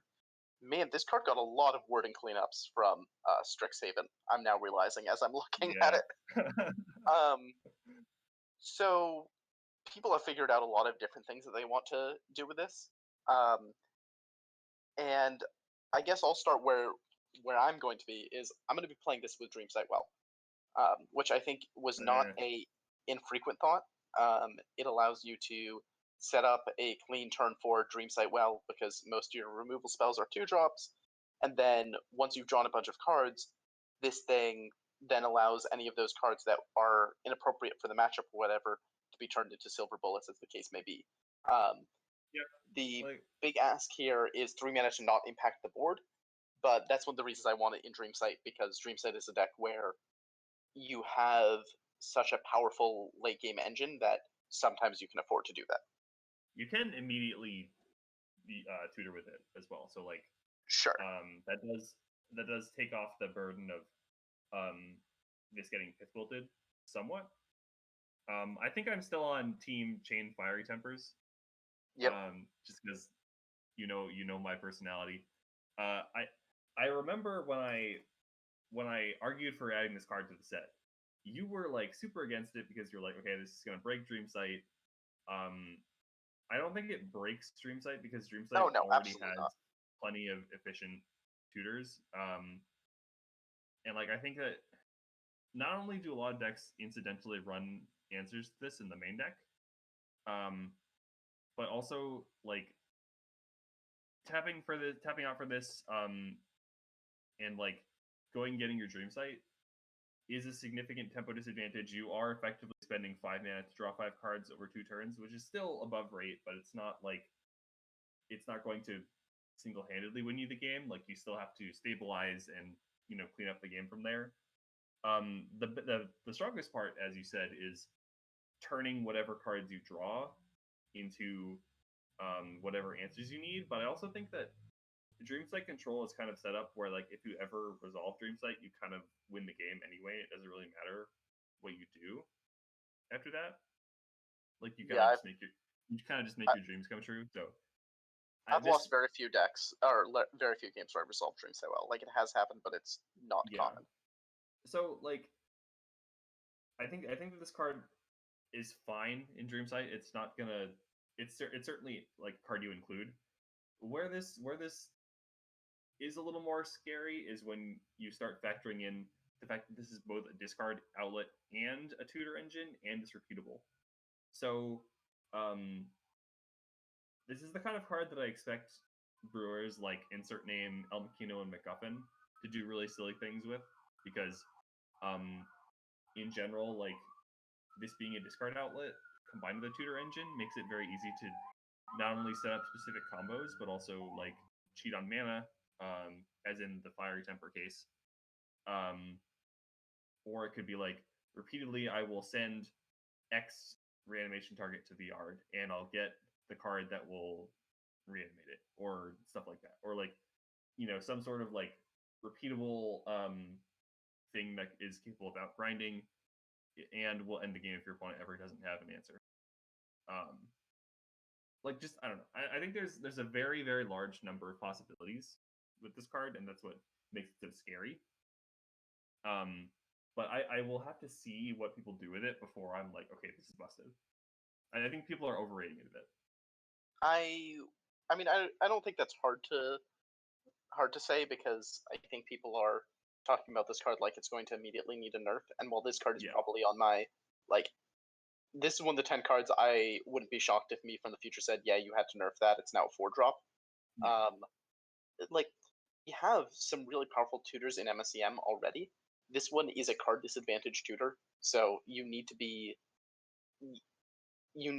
doing something powerful to make up for the fact you're spending 3 mana to set this up, and then it's technically card disadvantage until you've done it several times in order to kind of mitigate the fact that it's card disadvantage. If you intend on only doing this once, Forbidden Truth don't play this card. Forbidden Truth does everything you want this card to do for 2 mana if you're just using it once. 100%. So, I think that it's going to be interesting. I think this is probably the card that we're going to see people brew with the most, and possibly I think is the highest brew to power ratio in the set. Yeah, so its win rate might be abysmal because people will try all sorts of things that don't really work. Yeah. So, yeah. You go ahead, because I think again you're going to be casting this card more than I am. I don't even know if I'm going to be casting this card that much, but it's Gold Retriever. It is the tribal payoff for red. It is a Dragon Hound. So just to give a bit of the backstory on this card before I go into what it does, all of our cards. This is the last one in the cycle that we designed, but we kind of ended up going with this theme of each of the tribal payoffs is actually for 2 different tribes, if you noticed. So like the black one is for both demons and vampires. The white one is for both clerics and reflections. So this card, we were thinking about like what red tribe we should do, and people are talking about like dragons and hounds as the 2 most popular ones. But they're so different, right? Hounds is a deck that's like you just kind of spam out a bunch of lords and you attack someone to death as quickly as you possibly can. Whereas dragons was previously a Thum deck, which now people can't play. But there are other dragon payoffs, and they generally want to play their big, cool 4 and 5 drops, right? As well as like maybe some occasional other dragon payoffs to go along with that. So what I was trying to think about is how can you bridge the gap between those 2 archetypes on a card that like works well with both of them.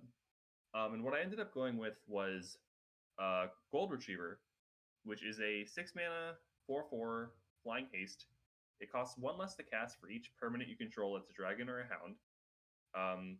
That's worded, I think, so that like it's clear that Pollet Pools doesn't double pay for this, or like doesn't double discount this. And then whenever it attacks a bound, so what that does is you can cast a non-land card that costs less than it from your hand without paying its mana cost. So it would be 5 or less. So this is very much like a restrictions-free creativity design. Basically, I wanted a card that was a payoff for having a big board, but could also let you maybe accelerate out your sweet like 5-drop dragons more easily. And how you do that is you use in hounds. You spam a couple hounds on turns 1, 2, and 3. You play this. It lets you attack for 4, and it'll get buffed by all your other hound lords. It'll also cast maybe your finishing burn spell from your hand for free. So like it's very much top end in that deck. Whereas in dragons, you maybe play like a Pollet Pools, you play an early dragon like Emissary of Antiquity or Whistle Dragons or something. And then on turn 4, you play this, you attack, and you drop your 5-drop. And all of a sudden you've gotten like a nice acceleration into the rest of the game. Mm-hmm. Also, does that make sense? My favorite game/flavor out of the entire set. Yeah, I can't wait to post on Reddit and have someone be like, pushes up glasses. I don't get the name. It doesn't make gold. What is this, a bound keyword? It should just make a gold on combat damage, actually. Actually, the actual Reddit comments you're going to get are people saying it should have type dog. And then you're going to have to go down the whole rabbit hole. You know what? I'm going to actually agree with those Reddit commenters, but that's a whole another rabbit hole. Yeah. Whatever. We're not going to talk about it here. But like, in general, one thing that really excites me about this card is one of my favorite cards in MSEM that doesn't see play is How Tai, the Ancient One, because that card is insane. Yeah. I think this card being in the format increases the chances of How Tai being playable. How Tai would be such a fun standard card to play with. Oh, absolutely. The card would be nuts. Yeah, just being like flying trample 4/4 on curve that also generates you card advantage. Like, I think the most fun I've had playing in standard alike formats is playing big red style decks, and I think How Tai is so good there. And I think Fluffy's old dragon midrange / dragon stompy deck kind of had elements of that, and I hope that basically what you said, that this can like bring about a rebirth of something like that. Yeah. I think especially if new sets give more good cheap dragons, then that becomes more and more a possibility. All right. The next card I want to bring up is Grin's Scourge of Gorsand. Wow, I definitely butchered that name somehow, despite how I think it's just Scourge, but that's it. Otherwise, you got it. Yeah. 3 mana, 3/3. When he attacks, when you cast your next instant or sorcery spell that's CMC 3 or less, copy that spell. You may choose new targets for the copy, and he has dash 2 and red. So this card kind of is a modal card, like many dash cards. You can either play it for 3 mana, and if you untap with it, it's this kind of ongoing sick value engine, or you could dash it out as a one-time or repeated mana investment that allows to get that immediate satisfaction. So I think the basic use case of this is you swing with him and you cast any burn spell, or you swing with him and you cast any cantrip, and you can start to get like. Yeah, you go ahead. I was just gonna say, especially if that spell's an instant and can maybe clear a way for him to swing in without dying. It's also very, very cool. You can start getting nuttier with like things that allow you to split up the damage between multiple targets. Off the top of my head, I don't know if we have any electrolyze effects that are playable in MSEM, especially now that Void Flare doesn't do that. But that's the sort of thing to look out for with Grin. Sick with actual electrolyze. Yeah, this card, actual electrolyze sounds so fun. Yeah. But casting this and then casting Bounty the Gardens still sounds hilarious. Like, there's a lot of things this card does, and it's just a very straightforward card in terms of what it does, but it's very powerful and exciting. Yeah, so I think the biggest gate on this card is the 3 mana. And only 3 toughness means that it is vulnerable to the majority of played removal in this format. So what I would be most excited to use it is when you play it for 1 mana instead of 3. And if you don't know what I'm talking about, then you don't know enough. Yeah. Just to clarify, I think this guy is a pretty interesting on Earth target. It can, let you copy your deformed sanities later in the game, or perseveres. Like you can persevere this guy on end step. That's pretty sweet. Or you attack with this guy, they block and trade something, and then you cast persevere to pick him back up as well as another thing. Yeah, it's really sick. That sounds spicy. I think this card's just like he's exactly my kind of card because he's pretty straightforward on the surface, but he's also like, hey, here's your excuse to do some dumb shit that you shouldn't be doing, but like it works anyway because if you build your deck right, then it's like it'll work fine. That's like exactly my jam. So yeah, I love this card. So let's talk about another instant or sorcery payoff that I think is probably better than this by a non-zero Ooh. margin. Yeah, this card's kind of So sick. Mystery of the Crashed Craft is an enchantment mystery. When it enters the battlefield, you get a 1/1 red alien goblin creature token, and then once you cast an instant spell and a sorcery spell, which can be over any number of turns, you transform it, and it becomes a 3/3 Epsilon Crash Captain. Whenever you cast an instant or sorcery spell, you get a 1/1 red goblin alien goblin creature token, and then 3 mana, sacrifice 2 goblins, copy target or instant or sorcery spell you control. You may choose new targets for the copy. So this is kind of like a 1 mana Young Pyromancer, except he's chunkier than normal Young Pyromancer. I think the copy thing will happen on occasion. Like I can see someone getting scorched out from 6 life with it. Yeah. But I think that's less typical.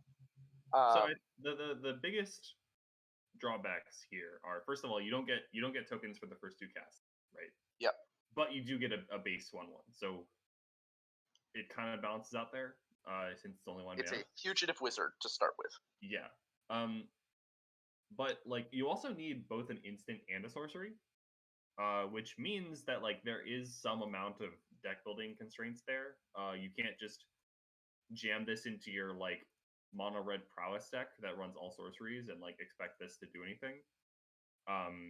You can't even jam it into a deck that like runs, I don't know, 6 instants and expect this to do anything, right? Like you need a high enough density of both, especially because this card is so much worse when it's not cast on turn 1. Like not so much worse, but like it's not a good top deck, right? So yeah, it's fine if it's one of the last cards you draw. Like if you've used an initial wave of resources, but you still have like a Seek Prophecy left in hand, and you draw this. Yeah, you're not out of it. You can cast this, cast the Seek Prophecy, maybe draw into an instant off the Seek Prophecy. Like you can still do the thing, but you also, one thing that's kind of an issue is actually, as I'm describing that, this can't safely be the last card once it's flipped. So if you flip it and you have no instant sorceries left and it's just a 3/3, like, again, 1 mana 3/3, that's pretty good. You're not torn up about it. it's actually 1 mana 3/3 plus a 1/1 as well. Sure. So 1 mana 4/4. You're not torn up about a 1 mana 4/4, but it then is much more capable of being cleanly answered than the way it can kind of ball out of control if you have any instant sorcery backup. And I think both of these reasons, needing a good split of instants and sorceries, and also because of needing gas once it actually comes down, are the reasons that I think people who are just going to try and shove this in an existing like Phoenix's shell or something like that are making a mistake. Because it's real tempting. Because it's like, oh, instant sorcery, cheap? I want to spam spells, but it's like, no. I think that you need to build a different deck, and there are tools to build a deck which supports this, but you can't just jam it into an existing shell and expect it to succeed in any capacity. I 100% agree. 100% agree. I think that this card, like a lot of the mysteries from the set it's from, Cryptids of Elnon, it's much better than it looks at first glance. And it's a very good card. Like, don't get me wrong, it's a very good card. It looks broken when you first look at it, but my hunch is that it's not. So let's talk about another red deck that wants to play a bunch of cheap spells. So we have Rainy Day Lovers, which is 3 mana for a 3/2 haste. Oh, it's Rainy Night Lovers, actually. Oh, Rainy Night Lovers. I'm sorry, I was off by like 12 hours. I mean, it's hard to tell in Cyberpunk City, Yeah, it's just neon always light purple. is basically daylight. When they enter the battlefield, look at the top 4 cards of your library. You may cast a red instant or sorcery spell with CMC 1 from among them without paying its mana cost. For the rest on the bottom of your library in any order. So you need to run a lot of 1-drops to make this good, and they need to be red. So you can't run like a bunch of lootings. You can run exactly our 1 playable blue-red looting. You have to run like Scorch. You run Void Flare. Maybe you run like Hot Streak. If you're not Hot Streak. I guess none of the other like Aetherized cards are particularly good with this because you have to cast it immediately. So Hot Streak doesn't work here. Yeah. But I think this card is probably just okay. I don't think it's really worth warping your deck around, and I think you kind of need to warp your deck around. Like, let me pull up the Hyper Geo really quick. My gut instinct is you need like 20 hits before this actually appreciably works. Yeah. So I know we discussed this deck, but it's not awful as a top end in Spike's not deck. Yeah, I mean, even at 20 hits, this has a 20% chance of missing. Yeah. And the Spikes deck does run things like Storm Surge, which are spikes for the purpose of that deck, but aren't spikes for the purpose of this. Yeah, I'd be a lot more excited about this card if your deck has stuff like has cards like Void Flare, cards like the next card on this list. Just cards that like will generate this card. This feels like more of a card you want in your deck when you want some extra value in your red deck. Yeah, the trick is both wanting value and being able to accommodate the deck building cost. But I think this is a card that I'm actually going to be pretty interested in building around because like that's the kind of weird question that I like to answer when I build decks. So I look forward to seeing if I can justify this in a list. I can't guarantee I will, but I think that it's an interesting puzzle. One card that I really like that this casts is Find Greater Purpose. I think that card's really insane. I think maybe having some kind of like if there's another card that can make a token that you can stack to it, then like that can go in the same deck. What is Find Greater Purpose? Find Greater Purpose is I found it. light up the stage, but you have to sacrifice permanent. But it always costs one. Fabulous Find would also be on my radar here, although I guess it's probably worse with Fabulous Find. You have to play that card immediately, so you already spent 3 mana on this. Curious Disturbances actually is pretty good with this. Because it allows you to just rebate the... I would love an excuse to run that card. This is your excuse. Go do it. I mean, that card's pretty bad, but you run bad cards all the time. You can run Strong Arm. Oh, Strong Arm's kind of messed up, yeah. Okay, another question. So Sword and Board, this doesn't hit Sword and Board because it has TMC2. It is red white. Okay. It is red white and 2 mana in your library. Fair enough. This plus Philosophy of Fire, maybe? No, this is. It's decent with Unceasing Flames. Unceasing Flames makes sense because also that helps load your deck up. Yeah. I buy Unceasing Flames. Okay, it's like that. See, this card has some things you can do with. And the next card that is on our list is also very good. We can just kind of go into it, I guess. Yeah. It's Sear Flesh. So Sear Flesh is a card that came up when we were looking for because we previously had a card that was kind of just like basically Flame Slash. With it leaving because it was in the Crow set, we didn't really have Flame Slash anymore. I think having a Flame Slash around is a nice thing to have access to. So now we have Sear Flesh, which is 1 mana sorcery. It deals 3 damage to target creature or planeswalker. If you cast another spell this turn, it deals 5 damage instead. And since it's only 1 mana, it's really not that hard to get another spell on the same turn. So, like, this already does 5 damage automatically if you cast it off of Rainlight Lovers. Which means most of the time this is going to be a better Flame Slash. Yeah. And, yeah, I mean, like, the fact that it also hits planeswalkers is pretty huge, too. I think that this card is super good. I think to keep in mind is since this can't go face, you don't want to run this in aggro decks if you can avoid it.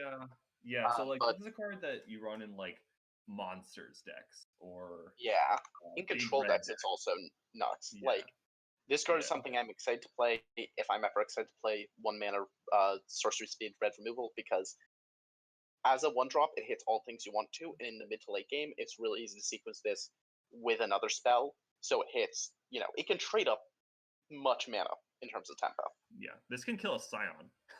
Yeah, that's a really good way of putting it in context. Yeah. All right. Should we move on to the green cards? Yeah. The first one's your baby, so you talk about it. This is my baby. So, I was very adamant, since green decks were losing Kinase Devoted, which was, while it was a contentious card, I'll admit, it was one of the best. It was probably the best mana dork in the format, and I felt that green decks deserved to get another potential mana dork that could help them out. Like, obviously, Hierarch Ranger and Mana Aesthetic are very good, so the green decks aren't like exactly hurting in that department. But I think this card has some neat niche things you can do with it that in the decks that want it, it's a very powerful option. So the card is Kamahueto Calf. I hope I pronounced that right. It's a 1 mana 1/1 with tap, sacrifice it, return target land card from your graveyard to the field tapped. Now, if this returned untapped, I think it would be pretty close to a staple, because fetch lands are a thing, and it's pretty trivial to get a land in your graveyard, as we all know. I think that this card is at its best in decks that care about density of lands, cards with either landfall effects or cards a la Sylvan Advocate.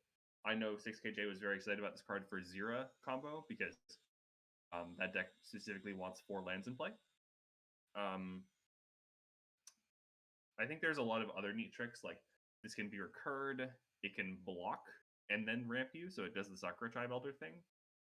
And I think that, like, in general, this is just a very neat card that you can get a lot of percentage points when you figure out that it's actually the right mana dork for your deck, if that makes sense.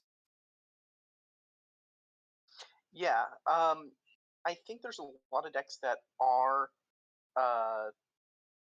losing out, because I think this is substantially worse for something like Podlight than Keen's Devoted. I think the same thing is true for Hierarch Ranger. Like, Hierarch Ranger is much worse than Keen's Devoted. But I think not ramping you to 3 on turn 2 is big. Like, it's definitely big. It doesn't do one of the main things you run mana dorks for, but it does open up some interesting other areas of synergy. So I think that's kind of the test of time is, are you a deck where you don't need the 3rd mana on turn 3, and you're willing to spend 1 mana on turn 1 to hit 3 mana on turn 2, and spend 1 mana on turn 1 to hit 4 mana turn 3 with some other niche uses. I already think the blocking line is pretty fucking relevant. Yeah, I don't disagree. Okay. Anyway, next card. It's Dazzling Dream Spinner. So this card is kind of like a Heritage Druid. It's a 3 mana 2/2. It has tap 2 untapped elves you control. Add green. And then it also comes with a way to spend that mana. You can pay 8 mana whenever you want, as many times as you want, to create an 8/8 green elemental. So this card is kind of like a Heritage Druid / Nizuri. It lets you effectively let all your elves tap for mana in groups of 2, and it also gives you a big, mana sink. So this card does 2 different things for elf tribal decks at a pretty not embarrassing rate. Like 3 mana 2/2 is great, but if you have another elf in play, then you can tap this and that to like get some of your mana back. So I don't know. I think this card's really strong, and if there's an elf tribal deck, it's probably going to be because of this card in part. Yeah, I agree with all that. This card and also the next card, which, like, we can pretty easily put them into 2, like, they're in the same area. So the next card. Yeah. The next card is Duskwood Revolutionary, which is green for a 2/2. It's an elf warrior, and each other non-token elf and/or warrior you control enters the battlefield with a +1/+1 counter on it. It also has green tap, remove 2 +1/+1 counters from among creatures you control. You get 2 1/1 green elf warrior creature tokens. So someone has already found a infinite combo with this and a 1-drop persist warrior in Plagues of Fret Port. So that's very exciting. I did not notice that. But beyond that, this card just is, it's another lord. Like, your ability to curve 1-drop into 2-drop lord into 3-drop, or another 2-drop and a 1-drop. Like, that's the way tribal aggro decks get their bread and butter wins. This has some interesting grind potential because of the ability to turn counters on creatures into a wider board presence, which then in turn does dumb things with Dazzling Dream Spinner. But I think in general, this card is going to get people are going to focus on this card in specifically Elf Tribal Shells, and I think this card is going to help Warriors as well in a very real way.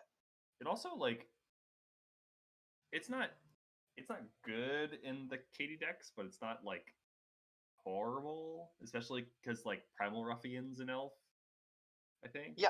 Like I you think could make an argument. Elf Warrior even. Yeah. Yeah. So I don't know. Like I think I did design this Elf knowing we were adding Dazzling Dream Spinner. So I very much was like, hey, what if I had a way to like immediately get 2 tokens for 2 mana, and that means that you can essentially get 2 tokens for free because you can immediately tap those 2 tokens to make 2 mana, and you accrue the cost you spend. All right, what should we talk about next? Yeah, Caillou, did we end up leaving Evaldi's Muse on the thing or no? I think it's worth just mentioning really quickly. Evaldi's Muse is a card that we play Snow Mom. It's going to be very similar in most cases. It's a very initial card. I expect it'll see a lot of play. I don't think we need to talk about it too much because we are kind of running low on time. But this is. I don't think it's substantially different. Yeah, it's a very clean Snow Mom replacement for the most part. It'll be better in some cases, worse in. All right, let's move on. Where it shines the most is how it embodies it's one of the cards that best embodies the philosophy of like replacing some of the staples we're losing, which obviously, as we've shown, isn't wholly New Horizons' purpose, but I think that was kind of where it was envisioned or like started from. So I think this was a pretty slam dunk representation of that. Yeah. Okay. Yeah. So next up we have Horizon Wayfarer, which I think is this the only card in the set which actually has Horizon in the name? I think it is. I think so. I believe so. Yeah. It's also just. It's certainly the pack image for the set. Yeah. Custom designers love having differently named lands as a theme, and Horizon Wayfarer is no exception. And I think MSEM has had lots of Goifa likes. In fact, we're going to see another one later on in this, but I think Horizon Wayfarer really is making a strong case for itself. Because we've already seen Bounty of the Gardens do good work. Of course, this loses out on being able to be flashed back. It's also not an instant, so you can't use it as a combat trick. But also, unlike Bounty of the Gardens, it isn't a fixed value, so it grows as you play more lands. So you play this on 2, and it just grows from there as the game goes on. I think basically the decks that want this are the decks that care about it being creature.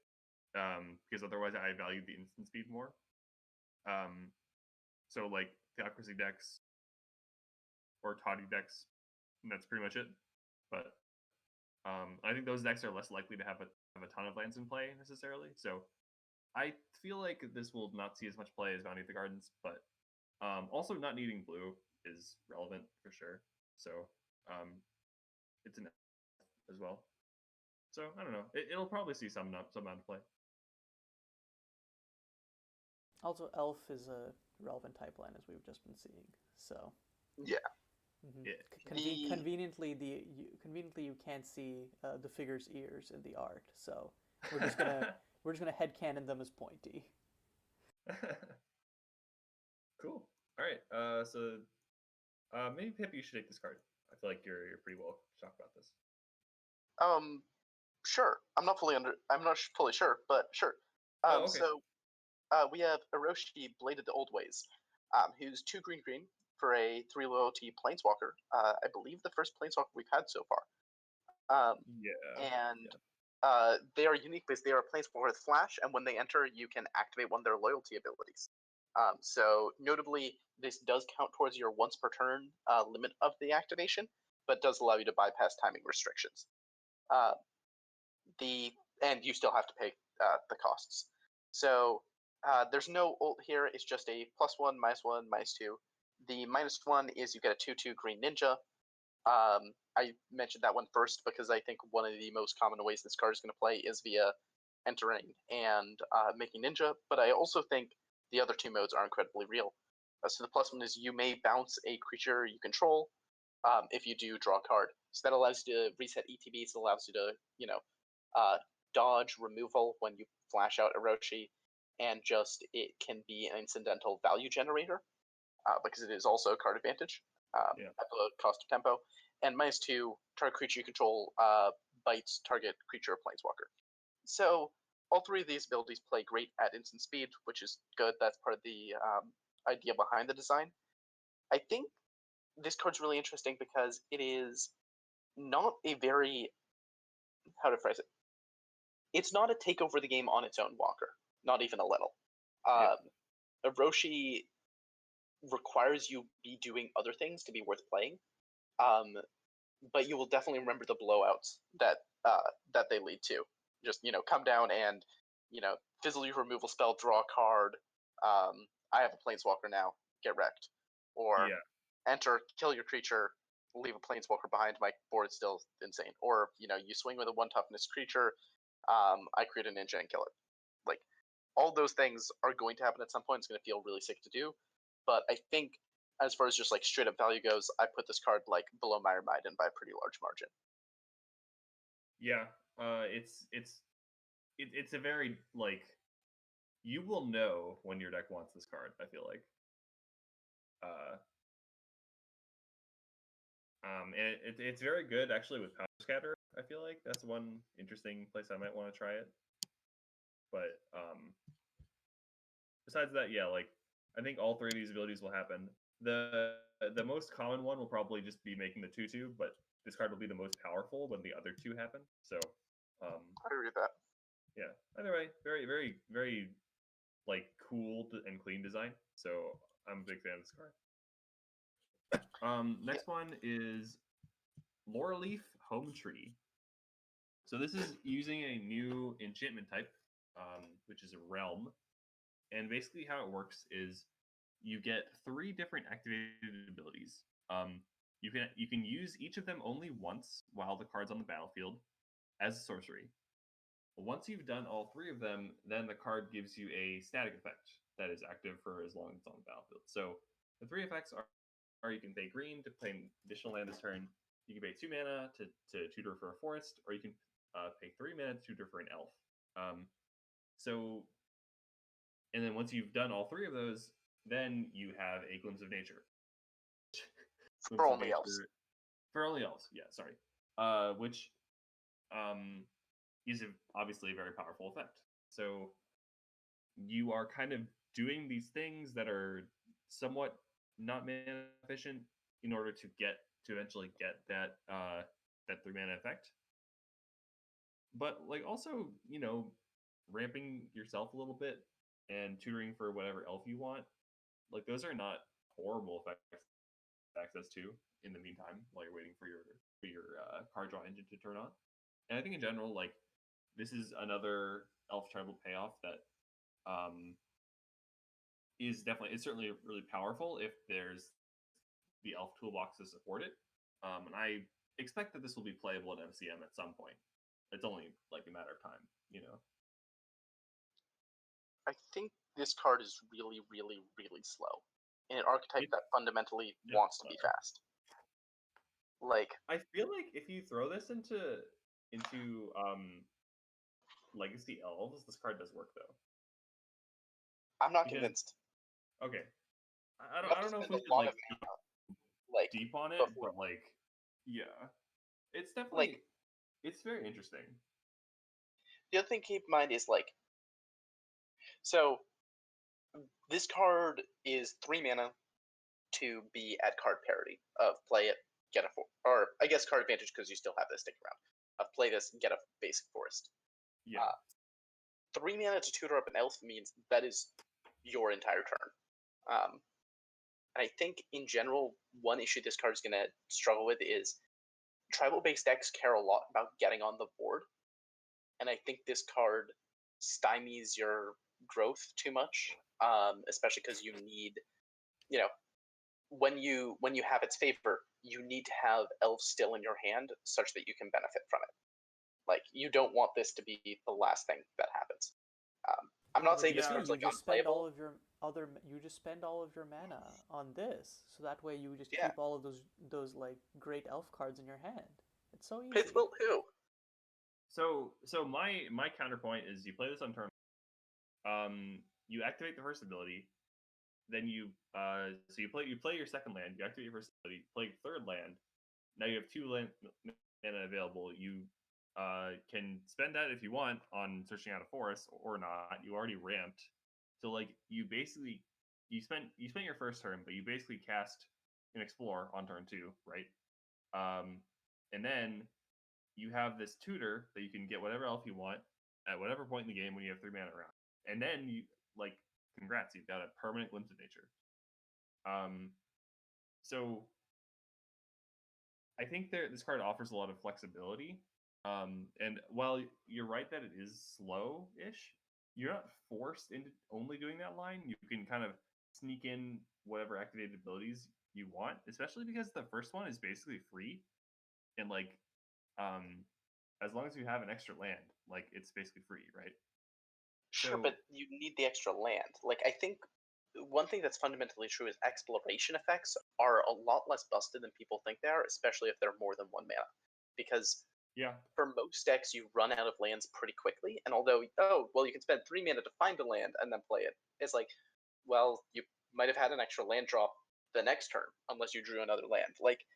Unless you are playing a deck with, 25 plus lands, I don't actually think the exploration of this is going to reliably be nuts, especially because you're functionally spending 2 mana on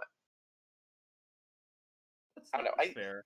It's very interesting. I'd have to play with it to be sure. It's possible it's going to play a lot better than it looks.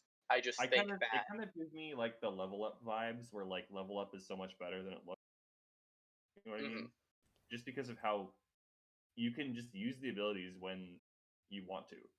But I think level up if creatures you're do something on this fundamentally. being a glimpse of nature, I think that's where the issue is, because I think lots of it is I jump through these hoops and then I get to the prize at the end, but I feel like trying to go for that is kind of a mistake. So it's evaluated based on, are these modal options good? And I think that it's maybe, but it's not. I think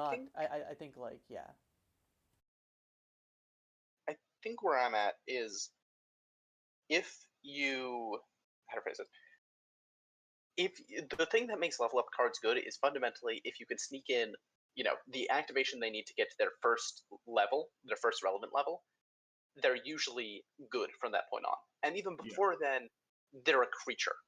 There is a floor to how bad a creature can be. And this is fundamentally a card that doesn't impact the board.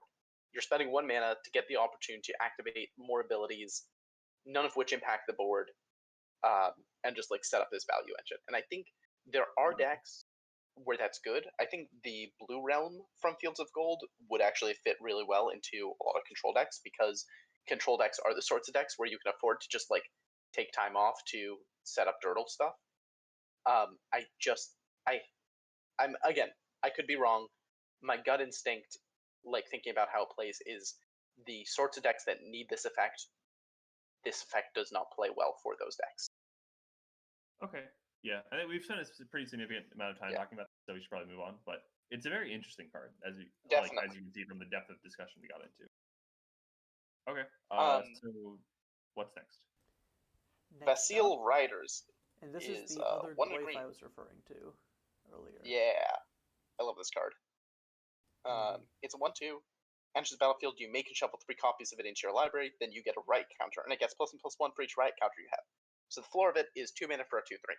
That added a bunch of 3/4s to your deck. Anyone who's played with Unceasing Flames for any length of time can actually tell you that, a shock that suddenly adds a bunch of bolts to your deck is really good. And I think the Facile Riders is going to be in a similar vein. I think the fact this is an elf potentially opens up some more opportunities here. But I think the inevitability you get from this in a mid-range deck, where just as the game progresses, more and more of your deck is becoming goifs. It's not card advantage, but it does meaningfully increase your card quality in your deck, which can be very, very scary. It is also an elf, so if you do get your lore leaf, you can pop off. Yeah. One thing I was going to say is that I also compared like this to with other potty. make cards, I think the one thing that makes this a lot more attractive is that other make cards, you can interact with them meaningfully by exiling their graveyard. So it's like, sure, Yeah. okay, I have a bunch of cards, but suddenly the card quality has gone way down because I lost like my 2 or 3 make copies in the grave. Here, because the buff is based on your right counters, they don't really have a clean way of stopping you from stopping your increasing march of like buffs. It's true. Yeah. Yeah. I think Right. this is sweet for sure. Yeah. Ooh, Dodger, okay. do you want to talk about the next card? This card's fun. Yeah. So this card is Alonzo, Departed Detective. He's a Aristocrat's Payoff Planeswalker. So he has a passive that whenever one of your non-token dies, you get a 1/1 flyer. He pluses 1 to drain each opponent for 2. And then -2, you can sacrifice a creature and in return destroy any non-land permanent.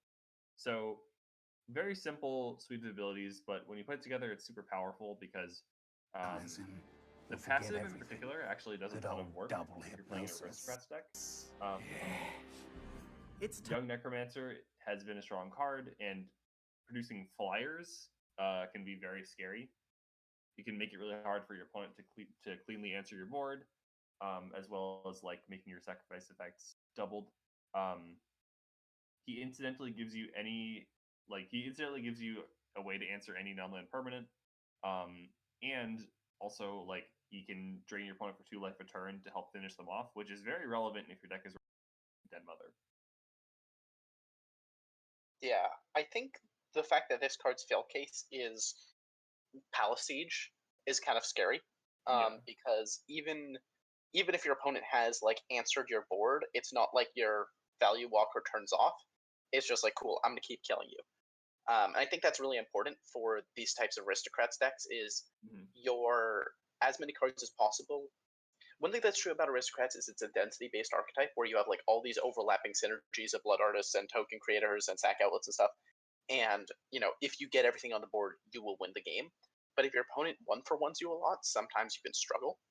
And this is the exact sort of card you want, where it's a Sack Outlet, it's a payoff for your creatures dying, it's a flexible removal spell, and even if you have nothing, it's still going to kill your opponent. Yeah. Wholeheartedly agree. Sweet card. Love the design. All right. This is a U design. Yes, the next card is Channel the Stomp. For 1 blue and white, it's an enchantment, and it reads Pipsqueak gets to register Exion again. Whenever you cast a non-creature spell, if you control exactly 1 creature, copy that spell. You may choose new targets with copies. If it's permanent, it resolves as a token. So the thing that makes this card fun and exciting is it's just a fundamental deck building challenge. It says, okay, you need to build a deck where you can consistently have exactly 1 creature around. You can't have, you can't have 3 creatures. You can't have 0 creatures. You need 1 creature. And if you have 1 creature, it doubles every single, relevant spell you cast, which is insane. That's a lot of value. For a 3-drop especially. Like, people were talking about go turn 1 Mana Ascetic, turn 2 this, turn 3 Rail Line, or, then cast a Rail Line immediately and clone it. Like, yeah, that's pretty sick. The issue is that is also an intervening if clause. So in addition to it's hard to reliably enable without potentially putting bricks into your deck, the intervening if clause means if your opponent just kills your creature in response to the ability, you get nothing. You just get your original spell. So I think this card is a really interesting deck building challenge, but I'd be kind of surprised if it ends up actively good. One thing I would be interested with it is with walkers that can animate into creatures, because those usually are more removal resilient. Grimoire, as I think. We'll get to him later. There's a red-white planeswalker later that I think has some cool synergy here. There's Midnight Keep, which is a manland that you can activate for 0 mana. That's a crow card, and it will not be legal. Okay, so never mind. Yeah. But I'm sure there's other stuff that's like Mutavault-esque, right? There's not as much as you'd think. Okay. Mutavolt's pretty powerful. Yeah. People don't generally fuck around with Mutavolts. Isn't there But- isn't there the one which turns into a 1/1 snake with poisonous or something? This sounds accurate. Yeah. There. I don't know. I think it's like if you had something like that, that would be a great way to enable this. Totally. Wait, isn't there the 1/1 with poisonous from? There is But- that one. Oh, but That card's no, not wait, it requires you good, to tap creature's turn to a thing, right? Never mind. No, you're thinking Clutch of the No. Coil. Oh, okay. Yeah. Clutch of the Coil isn't. Yeah, like I don't know. I think that if you're running Clutch of the Coil to enable this, that's a little too cute. But this card isn't horrible with stuff like Setosan or the card that Pip mentioned that's coming up, or Mafua is pretty decent with this too. Yeah, I can see that too. Those cost 4 mana, so it's a little tough. I think realistically, the best thing to do with this is probably just the mana ascetic line, but Yeah. But there's risks. It's a high roll. Yeah. It's a card that looks broken, but isn't really. So I think that's like I love cards like that. Like we have a lot of value engines which just work on their own without requiring you to maintain a very tenuous like condition. Yeah. So you can run Garth of the Chimera as your only creature, and so you reliably always have Garth in your opening hand. But the downside is you only have Garth as your only creature, so that's a little awkward. Yeah, that's neat. All right, so next up is Seal the Raider King. So Seal is a Jund Planeswalker. It has, or he, I think it's he. Yep. He has +2. You may sacrifice a permanent or discard a card if you do draw a card. So like a pretty flexible Vraska Golgari Queen. -X. You can reanimate a creature with mana value X or less. And then -8. You get an emblem with whenever a permanent you control dies. Do some reanimation nonsense. I zoned out reading the rest of it, but like basically, it's an Unearth Walker. That's all you need to know. Yeah, and it's kind of nutty. Like it's really good. Plussing up to 5 is really good. Like, can you imagine the line Dork turn 2 play this +2 discard a 5-drop, turn 3 just -5 get back a 5-drop turn 3, and it's just like okay. Like you can have explosive lines, and you can have like if those explosive lines win you the game, dope. Especially if like let's say that 5-drop, okay, like getting a little crazy now, but that 5-drop is Marissa, and then you just get back Seal, and it's like oh okay, cool, good time. Marissa is that actually doesn't work. Marissa no longer. She only works on cast. Oh, only on cast, but you get the idea I'm going for essentially. Yeah, yeah I think like I also think the plus, like the value of the plus, is pretty big in a lot of cases. People underestimate Vraska Golgari Queen a lot. And while this doesn't gain you life, it's one mana cheaper, and it also lets you loot instead of attacking a permanent, which is usually better to do. So you can pop your dark bargains for free. Value. But in all seriousness, like if you play this out, if you have like random junker permanents you don't care about, you can cash them in. You can sacrifice clues to draw cards, which I'm pretty sure is one of the points of this design. Since from a set with a bunch of clues. I don't know. I think this card is powerful. We have a lot of Jund Planeswalkers in the format because Egg keeps printing Zhang Maos, and people who aren't Egg keep printing Zhang Maos. But I think CL probably is playable. I think they're also a kind of Planeswalker-like where they don't win the game on their own. They do pretty much jack shit on their own, and they require you to be built in a specific way to take advantage of them. But if you do, they're awesome. So I like that about it. I will definitely play at some point. Yeah. Yeah. I like the idea of. Okay, sorry. Well, let's move on. Yeah. End of all things is one of the two cards with a type revelation. Not to be confused with the card named Revelation in the set. So End of All Things is demon-worthy replacement, where it's 3 mana for a instant, exile up to 1 target activate ability, triggered ability, or non-land permanent. So unlike demon-worthy, this can't tag Monument of Queen, but it can tag fetch land activations, so get fucked. And it also has Coalesce for 8 mana, It enters the battlefield tapped, and it's a 5/4. I think the most important thing to remember about this card is you aren't playing it for the coalesce. If you coalesce it, that's great. But I've coalesced a lot of stand unassailables and Recall Forgotten Aeons, and the difference between 7 mana and 8 mana is kind of massive. It's definitely pretty massive.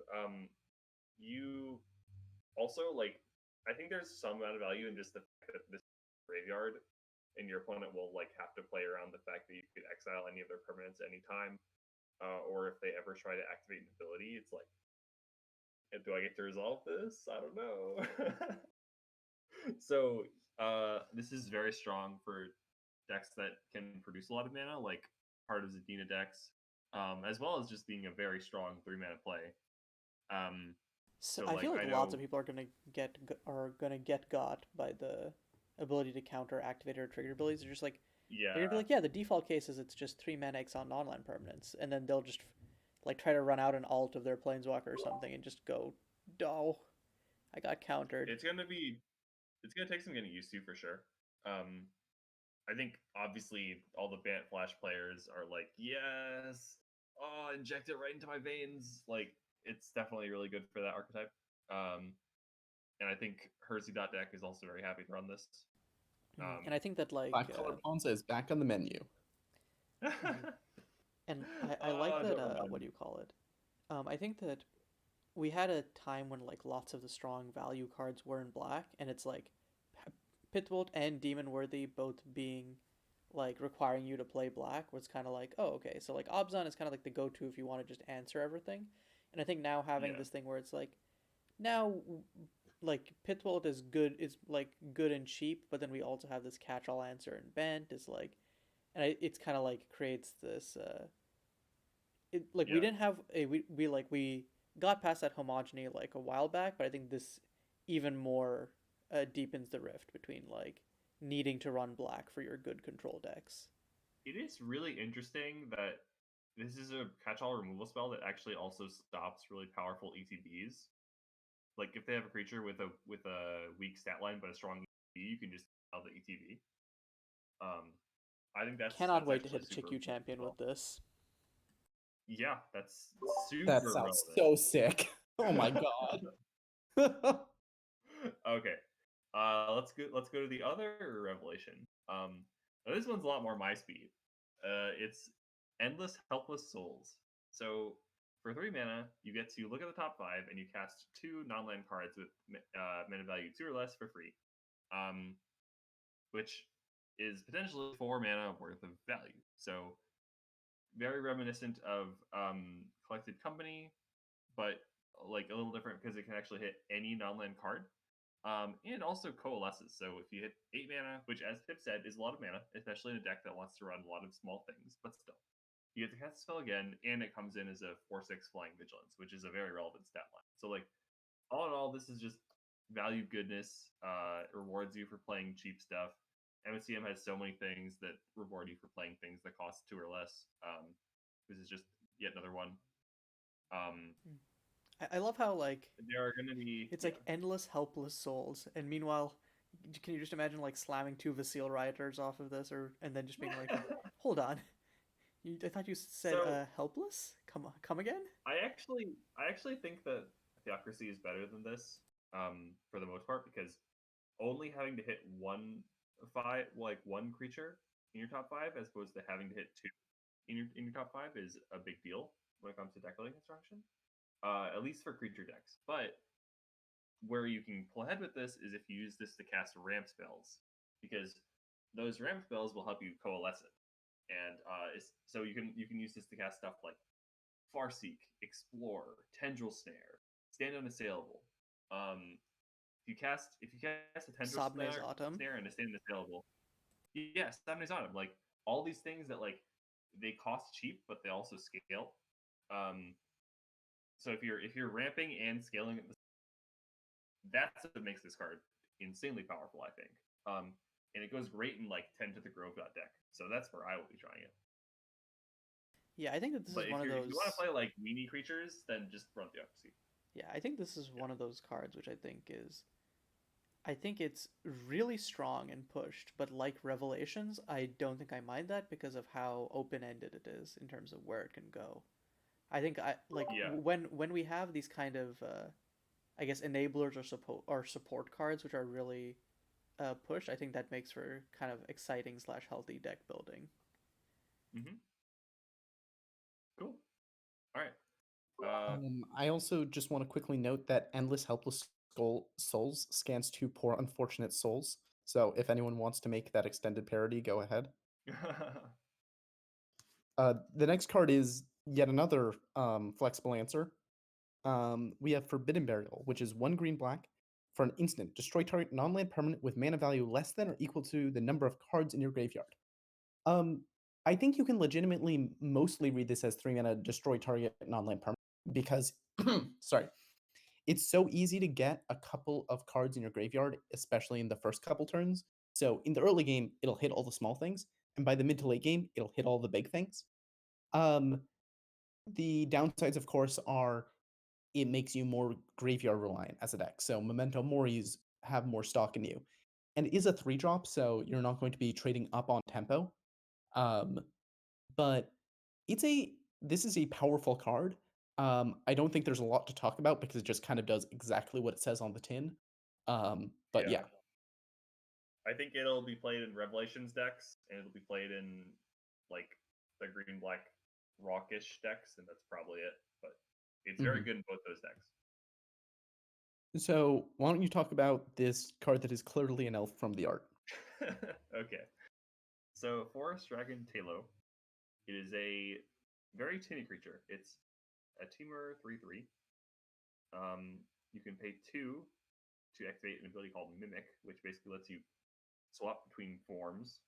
So it starts out just being a regular 3/3, but you can either make it a 3/3 with Flying Double Strike or a 3/3 with Hexproof, and you can tap it to put 2 +1/+1 counters on it. So basically, the play pattern of this is like you play it, probably off Mana Dork. Next turn, you either swing for 6 or you make it Hexproof and start growing it. And then whenever your opponent taps out, you threaten to just, okay, now it has Flying Double Strike, kill you. So that's potentially a really powerful play pattern if your opponent doesn't really have an answer. Because Hexproof is a good mechanic, and it can inherently makes things hard to answer, especially if they're getting +2/+2 every turn.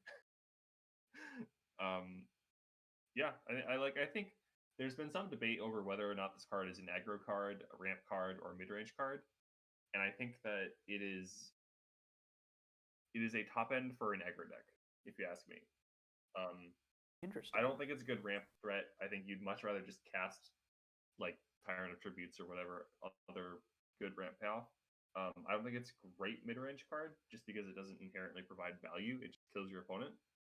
So if you have an efficient creature that's killing you, run in. That's my take. Yeah, I mean, I don't disagree. This is very much not the sort of card that I register, but for everyone who was asking if this is good in team or tempo, it isn't. No, This is like very firmly a mid-range card. Yeah. And I think it's important to remember when we have playable hexproofers showing up again, Exeon is still legal, as I have said multiple times throughout this this recording. Who cares? But I'm playing stuff on Mana Dork. yeah, no, it's great. It's great with a Mana Dork. I'm just saying the fact that Mimic is a sorcery speed and costs 2 mana is pretty big. Yeah. If Mimic was instant it's speed, I think that pit-buildable, this would be one of the cards I was most scared of from the set. But Yeah. It's pit buildable. It's Rugger's Frenzyable. I think my opinion is just if you die to this, it's kind of your fault.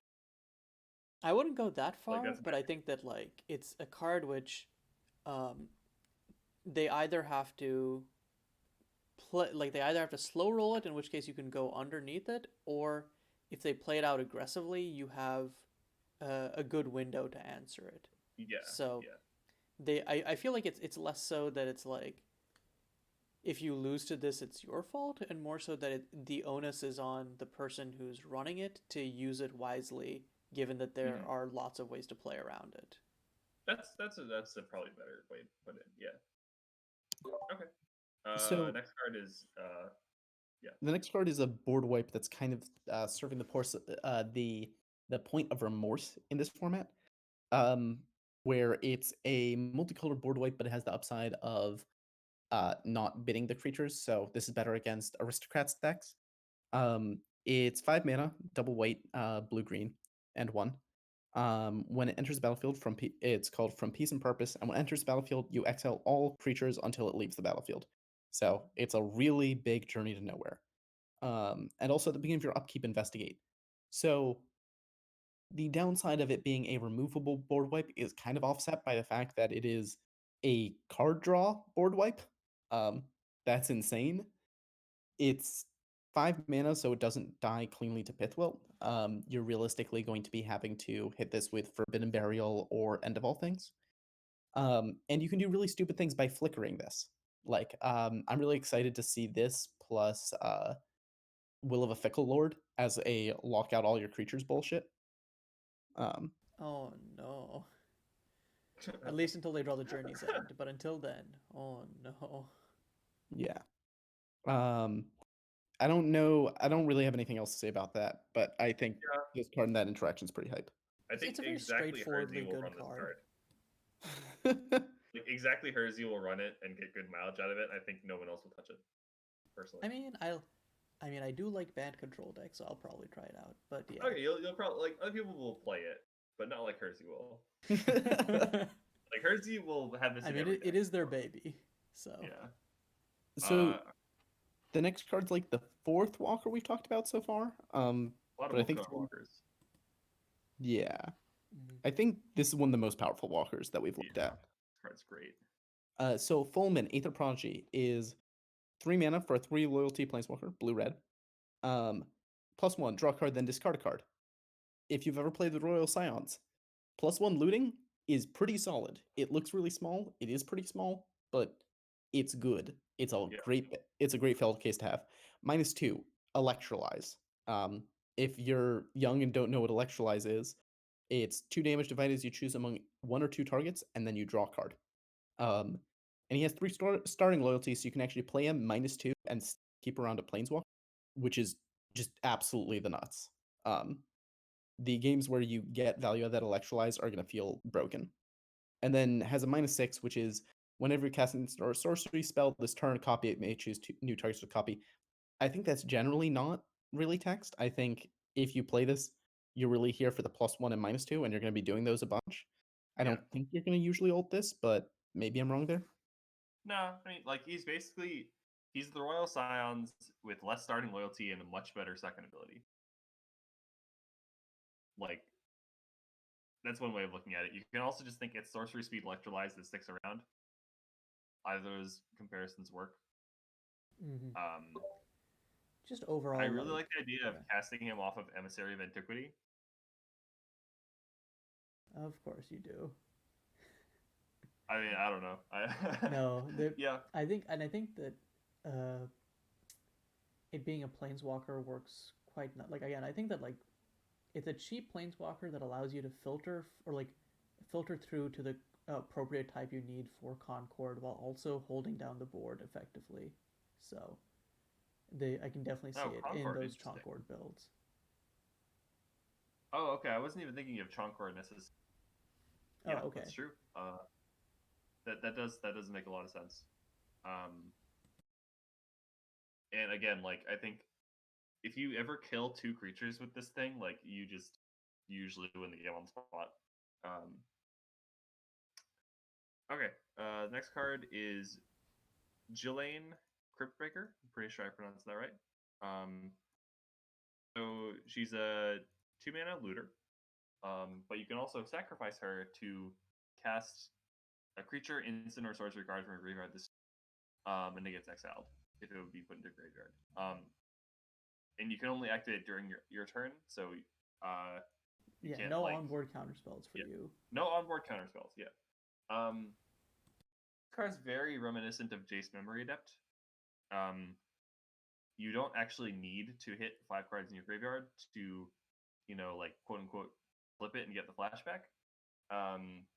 But like obviously not getting the planeswalker is like worse, but at the same time it can hit creatures, so like that's pretty hype.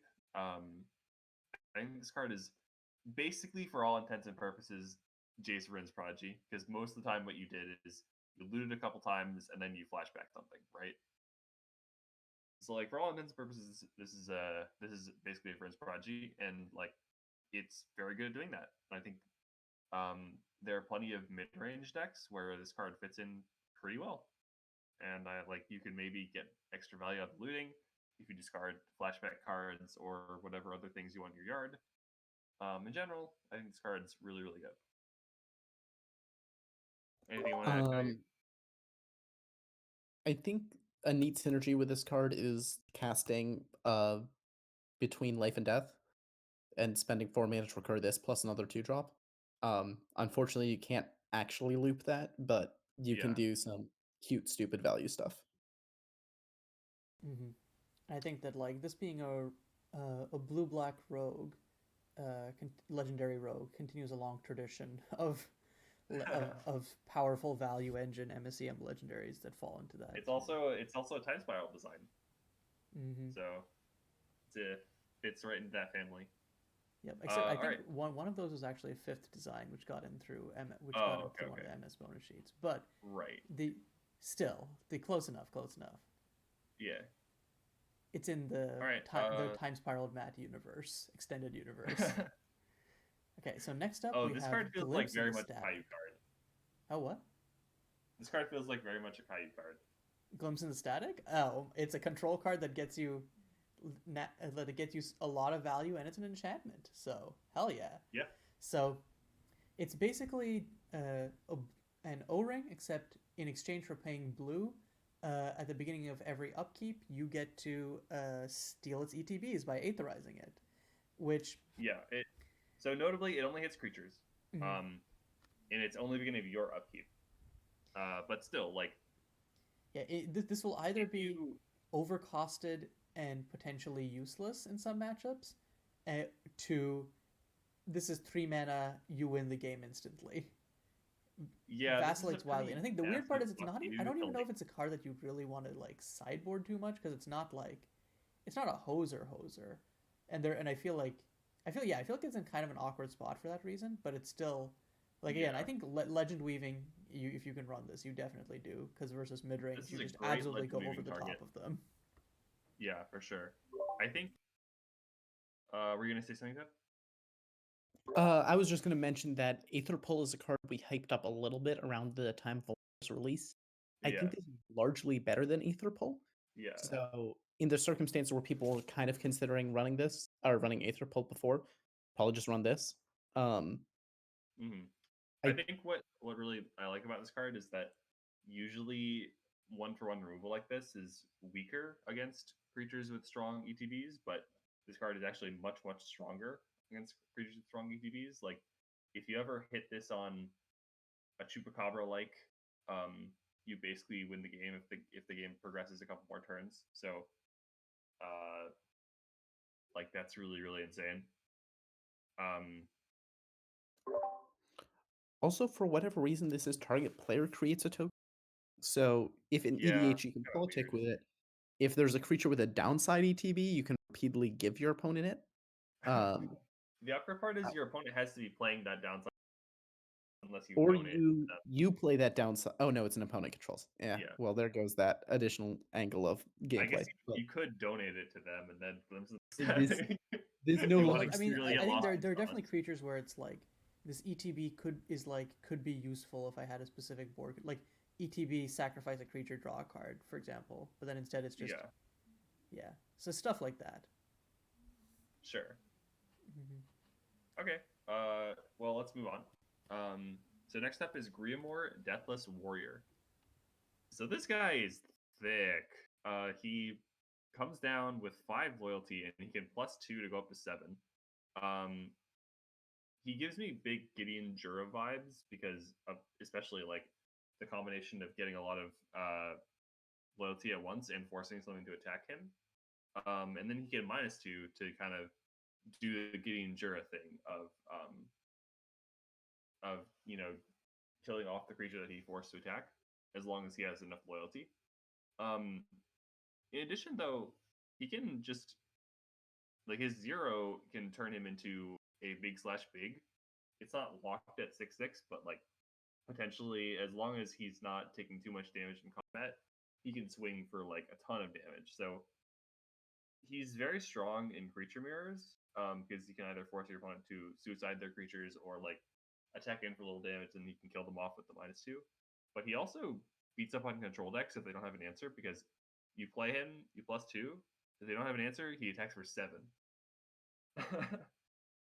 So yeah, very clearly Gideon Jura inspired, but everyone loves Gideon Jura. Getting to cast it for 4 mana at a similar rate, otherwise, is like pretty hype.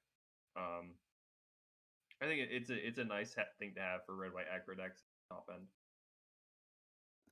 Yeah, I agree with all that. I think it's potentially an interesting control tool, but I think it's mostly interesting in creature decks or Yeah. otherwise decks that play to the board. Yeah. Mhm. Okay. Yeah, I think so we next just card is- TLDR heat thick. Yeah, heat thick. The next card is Hop of Life. It's 3 mana for a blue-green sorcery. It creates a copy of target creature you control, except it's 2/2. And it has Retrace, which lets you cast it from your graveyard by discarding a land in addition to paying. I feel like I don't know if this is mechanically the most Dodger card, but I feel like aesthetically this is the most Dodger card of the set. It's up there, in both respects. So this card has a lot of little funky combos you can do with it. For example, like any creature that recurs a card from your yard, like Vitality Reclaimer, suddenly you have a machine gun that lets you just keep spamming copies of it. That's not the best combo you can do with it. I'd have to look more into it, but reusing, like, cloning your creatures for only 3 mana is inherently pretty cool. And doing so repeatedly, as long as you have lands to toss, is really good. So, I think that, like, it's a fun challenge to figure out, like, what's the best combination of things I can do with it. And it's just very fun, like, I would say. So I think it's a card that I would hope someone can find a way to make good, whether it's me or someone else. I'll enjoy seeing that, but partially because it's got some cute frogs. It's great with the Seal Riders. We'll give it that. Oh, That's God. true. Yeah. Look at that. Okay, so here's a card. So this card is called Idyll. It is a 3 mana 3/3. It's red green, and it gives each non-token land you control all abilities of each other land on the battlefield. And then when it leaves the battlefield, until the end of your next turn, you have that ability, like as a passive, basically. So this card seems innocuous enough, but there are many combos that you can do with lands that have ETB triggers or lands that have sacrifice abilities, such as like Shifting Lands. In fact, Shifting Lands broke the original version of this card, so we had to add the non-token clause. But like, this card is inherently very breakable, and I won't go too deep because like I could talk for probably about 20 minutes about all the potential ways you can break this card. But like, bottom line, landfall decks really love this card, and there are a ton of ways to use it. I think and this the is fact actually the that- card that I'm most scared of in the set, I think. Mainly because I think that Yeah. second ability, I've talked about this in the channel before, but I think that Yeah. the second ability makes me a little spooked because usually the way you deal with these kind of one-card crazy combo enablers is you go like, oh, okay, well, they have to tap out for it. I can hopefully remove it before they go off. All's well, ends well. Here, you remove it, and it's not just like it dies. It's a leaves the battlefield. You kill it in Yeah. any way, and there other than like I think Pip mentioned this, like you do something that removes its abilities, and they'll be like, cool, I lose my 3/3 that I didn't want anyways, and I still keep this ability, and I'll just go off. So kind of scary in that respect. Yeah, like that. It makes it very robust, and hard to stop. The best way to do it is probably just counter it. Yeah, counter, hand but- attack. I mean, what is the end of all things, just counter the activated Casual abuse ability. the battlefield trigger. Yeah. Yeah, like it's definitely very scary. I'm gonna try to break it, obviously, because it's a big enabler for an archetype I love. We'll have to see like how much work it does exactly, but One thing I'm amused by is the fact there's actually a weird amount of counterplay to this that just happens from your opponent playing the game normally. yeah, So if your opponent is running any of the Cora checks, and you don't have the relevant color of the relevant basic land type, all your lands now enter tapped. If your opponent yeah, has uncracked fetch lands, for each of those fetch lands, you have to pay 2 life for your lands to enter untapped. If you don't sure, have 2 basics, all of the plague lands are going to be granting the when this becomes tapped, you lose 1 life unless you have 4 basics. So you need to be really goddamn careful. yeah. So Um, that's why I think like there's a lot of incidental checks on how good this card actually can be, but it's hard to say like how much those will matter without playing with the card. So we really have to see. But like, just on a base level, it's very scary. I think we can all agree. Definitely. Okay. Pip, do you want to talk about the next card? Yeah. So the next card's a card that I would describe as very cute. Pixie Yeah. Procure is 2 blue green for 2/2 flash flying. When enters the battlefield, copy target activated ability, triggered ability, or spell with mana value 2 or less. You may choose new targets for the copy. A copy of a permanent spell becomes a token. So I think it's very easy to look at this card and say, oh, well, the floor is you get a fetch land. That's not actually the floor, because having to have 5 mana around is not easy. Fire Shaper Adept has been in the format for years, and its synergy with fetch lands has been, it's been fine. It hasn't been nearly as nuts as you would hope or expect it to be. Yeah. Um, so I think this card is kind of clunky, but it's cool. I think that's kind of where I'm at with it. Yeah, like I think it's the card that it's always fun to imagine the potential scenarios, but when it comes to including it in your like as a slot in your deck over something else, it can sometimes be hard to justify there. That's pretty much the way I would put it. Agreed. Yeah.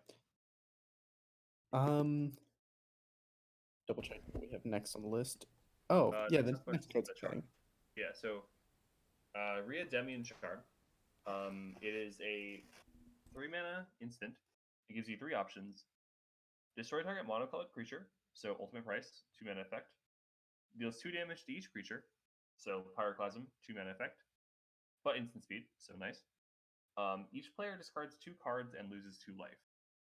So we don't really have an exact benchmark, but it's like worst mind rot, so kind of like 2.5 mana. But being instant speed discard is very relevant, as we all know from if you cast Kolaghan's command. It also is discard 2. So like if they have 1 card in their hand, you can take away 2 of their cards during their draw step. So like you blank their draw and you get a 2 for 1 if you have no other cards in your own hand. Plus, being able to go face is always nice. It's also a removal spell / sweeper split card, which means like in terms of just answering creatures, this card is usually going to be live. So there are a lot of things going for this card, and I think it's going to be very powerful in decks like Dark Canada-esque lists where like you maybe use all your resources quickly enough, and then you're kind of playing off the top a lot, and you want like a flexible answer that can also function as a 2 for 1. That's my take on it, at least. Yeah, it's just, I think like charms can certainly have that feeling sometimes where you're like, I really want this mode, and I kind of want this mode, and I really don't want this mode, but I'll take it because it's slightly flexible. This is not that. This is all 3 modes are like solid, good things that you can find use for in multiple matchups. I think, Yeah. and it's I think the not main issue with prohibitively this costed card, either. I would actually disagree there, because I think the difference between 2 mana and 3 mana is a huge deal when it comes to removal. Yeah. That's true. I And would say it's also with costed. It's burst. obviously as a charm, it's costed more expensively than some of our more efficient options. But I think the difference is not. It's not prohibitively costed. Which I think if you put this at like around 4 to 5, like 4 to 5 Sure, mana, it's it, like it could yeah. be worse. But I guess what I'm trying to communicate is I think it's very easy to look and say, well, it's a charm. I want all three modes. That basically never happens with charm. Um, it's only 3 mana I'm in. But my general feeling is that this format is becoming really efficient. And there are a lot of decks where I wouldn't say this card doesn't have text, but it's not as impactful as you need it to be. And the matchups where it is the most impactful, it's a 3-drop. So I don't know. I think this card is flexible, and I'm looking forward to getting some time playing with it so I get a better sense of it. But I think this card's gonna kind of end up in the same position as Wave, where wow, this is a 3 mana card that does 3 things that I want it to do. But the fact that it's 3 mana just makes it worse than the more efficient options at 1 and 2 mana. I think you need to care about the last mode for me to be super excited about this. If that makes sense. Like, I would not be interested in running this in a control deck that is rarely going to want to cast the last mode. But I like this a lot in like a mid-range deck that wants to quickly.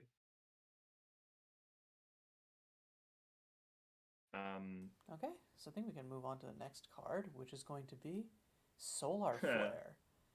I mean, I think Solar Flare is kind of like why reinvent the wheel? It's it's so simple. And this card makes me crack up every time. I just, oh my god. oh yeah, So the flavor it's, text. Sunburn is no joke when there's no atmosphere protecting you. It's not even the flavor text. It's just the fact this card exists. Like, it's just. I mean, I think the Oh thing my is like god. it's one of those things where I have that reaction to other cards from Zoltan, but this one is just like, yeah, okay. You hit the obvious note, but then I think the thing is even the tamest thing from Zoltan when you put it into MSEM, it's like, oh, okay. The, Yeah. we're getting a little wacky on the Discord today, huh? So for those of you who might not be like watching the video, it's Lightning Helix, but it costs green red instead of white red. Mm-hmm. Which may do some funky things to how colors work in the format. We're actually not sure. Like, Lightning Helix is a very, very powerful. It gives you a lot of play versus aggro decks as another aggro deck, as a control deck, as a tempo deck. Basically, like no matter what kind of deck you're running, if you're in the market for a 2 mana 3 damage spell, Lightning Helix is one of the best options. And sorry, go ahead, Pip. I was gonna say I think so. If you follow Canon Magic, this just got added to Historic through the Mystical Archives, and seeing Lightning Helix in a format that isn't modern definitely gave me appreciation for the card. The main thing to keep in mind is the matchups where burn is bad, i.e., like, versus control decks that don't have creatures to remove. This card is, it got no amount better. It didn't get worse other than the fact it's 2 mana. But if you're running lightning strikes in the first place, it is the same amount of bad. But the matchups where burn spells are good, i.e., versus creature decks, this card gets so stupid because your ability to remove a creature and gain 3 life just makes it really hard for aggro decks to pressure you in the same ways that they want to. I'm definitely going to be running 2 copies main deck and probably 2 copies in the sideboard of Rug Flash. And I think most red green X slower decks want this somewhere in their 75 if they want to pitch to beat aggro. Yeah, I definitely Especially agree. slower I think decks that like ramp, like Teamer ramp, Naya ramp. You can definitely just be like, yeah, okay. They, instead yeah, of playing like an explorer on yeah, turn 2, I'm just gonna kill your creature and then buy myself enough time to get into the mid/late game. yeah. Okay. It's basically like, I don't know. I think Lightning Helix is a card that's kind of like everyone recognizes that it's good, and I think some people may end up going too far in the other direction. But like, it's hard to it's hard to overvalue Lightning Helix too much, just because of the amount of incidental goodness it gives you in But yeah. the majority of matchups. I think Ultimate's like it's one of those things where like lots of ink has been spilled as a result of this basically being a canon design. So I think that like Yeah, I think that like we don't need to say too much more about it. It's sure. Yeah. that we've seen we've seen why it's good. We've seen where it falls short, and I don't think that Yep. its impact on MSEM will be too different. Next up, Dodger. I think All right, you're going to Dodger. talk about this card. All right. Yeah, I was gonna say you're probably gonna be the only person to register this, so talk about it. I wouldn't be so sure. But anyway, it's Vulture Valleys. It's a 3-mana black-green enchantment. It uses the Overcast mechanic, which basically cares about you casting spells using colorless mana. So whenever you cast a spell, if C was spent to cast it, you create a 1/1 flyer with Menace. And then whenever you hit someone with 3 or more creatures, you get to return a card from your graveyard to your hand. So this is obviously a Parrot Pools homage, and it's kind of the beginning of a mega cycle with Parrot Pools, which is obviously a card that I love dearly. So already holds a special place in my heart. But I think it's potentially a somewhat powerful control finisher. It takes a little bit to get off the ground, and it does restrict the kinds of cards you can use in your deck, as well as put some kind of damper on your mana base. But there are ways to take advantage of this with cards like Dawson's Loot, Cadre Hawk, Ice Path, the Painlands from Harvest Festival. Like there's definitely ways to build colorless into your mana base in manners that don't put you behind too much. And I think that if you do that, this is like a pretty solid win condition for like a mid-range / control deck. And it's more or less all I have to say about it. It restricts what you can run in your deck a little bit because you need cards with generic mana costs. But besides that, like mostly just a sweet card. Should be pretty fun to play with. I want to know, what is your prediction for the next card in the Parrot Pools Mega Cycle? That I'll design or someone else will design? Either. Because I know other people were excited about designing stuff, and I saw Marina designed a white-black one. Cajun apparently designed a green-white one. I know I want to design a blue-green one called Toucan Tropics. Still art hunting for that one, but yeah, I'm glad it's catching on because I love Parrot Pools, and when I first designed, like when I was looking for, I was potentially thinking about championing a Parrot Pool when I won the Combo Sealed League. So I was looking up art that I got the Parrot Pools art to reverse image search from that I could maybe use for a champion, and then I found this art, which is done by the same artist for the same board game. And then that's what inspired me to make this. So it's just like kind of a funny personal story, I guess, but gives a lot of extra significance for me. Word, yeah. Yeah. Okay, so next up we have Wayfaring Epunamun. Epunamun? Affectionately known as Snap Corpser Mage.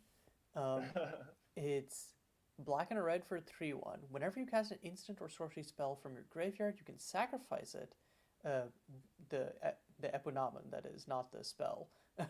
And then. Are you talking about any creature? Huh? Oh yeah. You sacrifice a creature, and then if you do, you copy that spell, and then you may choose new targets for the copy. So, obviously, like we already talked earlier about like stuff like Universal Strikebreaker that gives you good fodder. And we were adding cards like Revelations, which have flashback that you cast from your graveyard. So even within this set, there's like good fodder to use with Warfaring Epunamun, but like MSEM designers are not shy about like graveyard mechanics either. And I think it's just kind of a powerful card if you can make it so that you have like good amount of like fodder for the sacrifice ability, then you're off to the races. Yeah, this card would be I like the idea of this card with like the Mystery of the Crashed Craft, because that gives you a good amount of stack fodder as well. And then you also like that also just wants you to be casting spells. Yeah, If can you we can you had give me something like this in a format with Lingering Souls? I think I'd like that a lot. that would be sick. Yeah. Yeah, that'd be Or pretty like messed up. Lava Dart. Oh Okay, god. yeah. Yeah, I think that like MSEM doesn't quite have the same level of efficient flashback spells that Canon Magic does. But like there's plenty of flashback variants and there's tons of cool ways to like potentially utilize this. So um I like that it's a puzzle deck building card. Those are always my jam. And I don't know. It just probably feels good to cast, you know. Is this how we finally break the bliss of ignorance? Maybe. I don't even know what Bliss of Ignorance does. Bliss of Ignorance dies is black and 2 from Lovia Woken. Draw 2 rooster. Oh, It has reconstruct 3 and a black. huh. That seems like a bit too cute, but I like doing things that are a bit too cute, so Mm-hmm. I think this card is not actually that good, but it's definitely yeah. interesting. I Yeah. think it's just asking for several hoops. And generally, if you're casting a spell from your graveyard, they're usually pretty efficient already. Like, you're already getting enough card advantage. The issue, just finding the tempo, finding the room. Yeah. And having to give up board press for that's a little bit awkward. But maybe Ghislaine, Crypt Breaker, and this can do some silly things with it together. I don't know. That's There's neat. there's definitely things for this card. I think just on average, it's going to more often than not be a Spike Jester without haste. Hmm. Mm-hmm. Yeah, I think that's a good assessment. Okay. All right, so the next one, pretty hype card. Yeah, Uh, the I next can one's a card that I think is going to do two different things. A, it's going to be the first good control walker we have where you can really do the Jace the Mind Sculptor thing. And B, it's probably going to break a bunch of things and require in combo decks. So the card we have here is Xerix the Usurper. Um, one of each multicolor and one for a 4 loyalty Planeswalker. As long as they're on the battlefield, they have all activated abilities of Planeswalker cards in graveyards, not just your graveyards, also your opponents. Um, Also, it's only activated abilities, so it doesn't get Azamir's passive that allows you to cast the cards you exile or similar things. +1, look at the top 3 cards of your library. Put one of them into your hand and the rest into your graveyard. So it's strategic planning. So you can play Xerix immediately plus up to 5 and draw a card.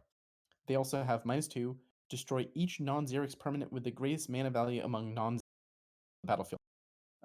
It's a mouthful, but basically, if your opponent has, a a 3 CMC creature, Xerix immediately snipes that. If your opponent has a bunch of 2-drops or a bunch of 1-drops, Xerix snipes all of them, and can do that twice, which I think is a large part of why this card's good.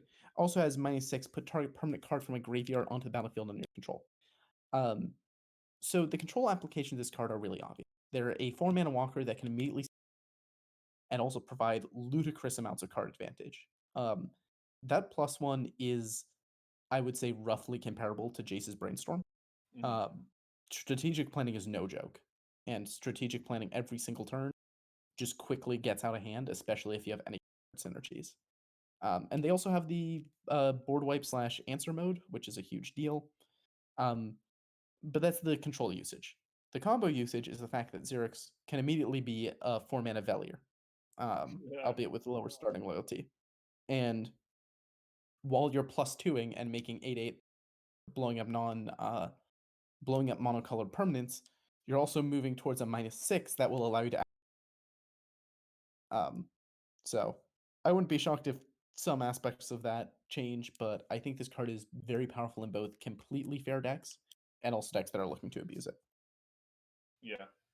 Yeah. I mean, I mean, I don't I just have realized anything that to add to -2 says destroy each and not destroy a, and now I'm like, oh, okay. This card didn't need to get any better for it to be incredibly scary, but we I'm just It's a bit realizing geeks. situational there, but like if you ever blow up like 2 3 drops with this card, you're just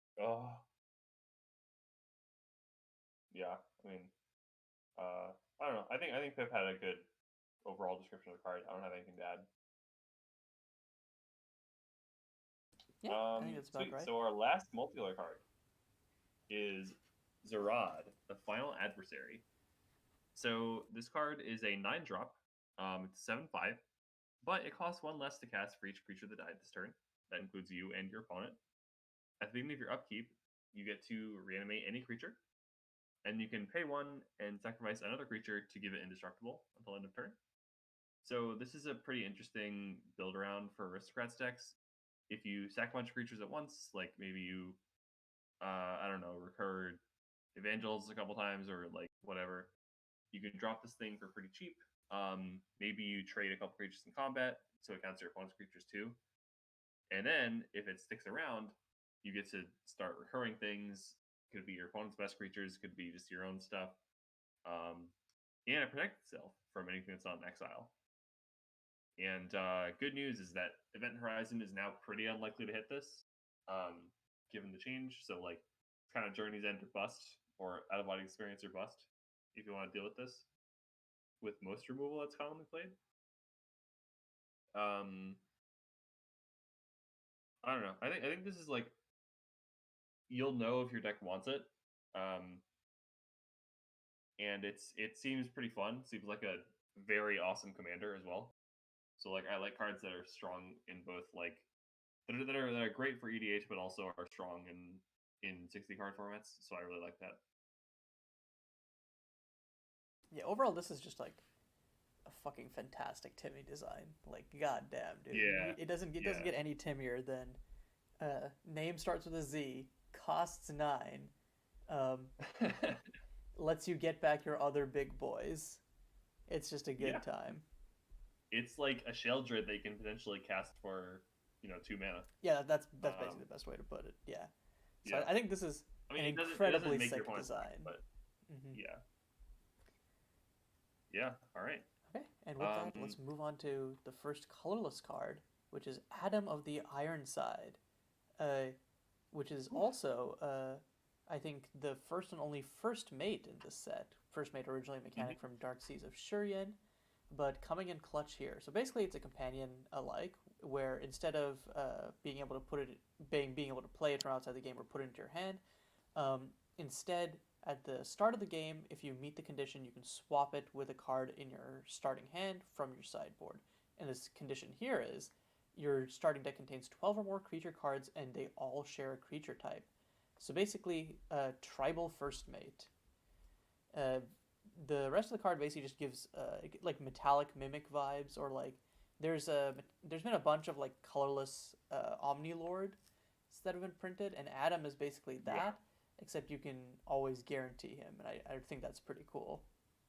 Yeah, so he's not quite a lord because he doesn't buff your other guys, he just buffs himself, based on how many you have. And you do have to be a little careful because, like, if you're combating and, like, some of your other creatures are dying in combat, he gets smaller and could risk also dying to combat damage. So he's not like a very, like, a super strong card by himself, but the fact that your tribal deck could potentially always have access to him in any opening hand means that, like, you don't have to run as many 3-drops at the top of your necessarily. You get the ability, like, if you get a hand with like 4 lands, 3 threats, you can just be like, okay, I'll swap one of those lands out and get an extra threat. Like, that's cool. And the fact that he does this for any tribal deck means that, like, you pretty much automatically get this extra little bonus just for playing tribal, which I think is in the long term pretty huge. Yeah, so I'm kind of low on Adam. I think that the first mate requirement is way harder than people realize. Specifically because, let's say you're a green, let's say you're an elf tribal deck and you want to run Adam. You can't run Sackable in the sideboard. You can't run any of the generically good green, like you can't run Evaldi's as a hedge against aggro. I mean, you can, but that just means by if you doing do so, send them in, then you don't get that. Yeah, and I also don't think Adam is good in that it means that your opening hand will never be missing a 3-drop or like a piece of top end, or you'll always have that creature type. I'm not sure how you want to, but it's a consistency thing. It's not a raw power level thing. And I'm Yeah, not sure if the consistency he's providing is particularly nuts. I think the way I look at it is that it's something that a lot of deck builders are gonna want to do, and Yeah. I in mean, which case, like, it's just free value, I think it's possible it's or going not to even make value, people but free. in, Yeah, into building decks incorrectly. that's But true. Like, let's say you had this in Legacy, and it's like, okay, instead of running my Craterhoof Behemoth in my Elves deck, I'm gonna run Adam in my. No, no, no, no, that's not the right choice, right? Maybe that could lead to some poor decisions in that case, but I also think there are some decks where this is more or less free. yeah. And I think the decks where this is free are going to be a little bit surprising.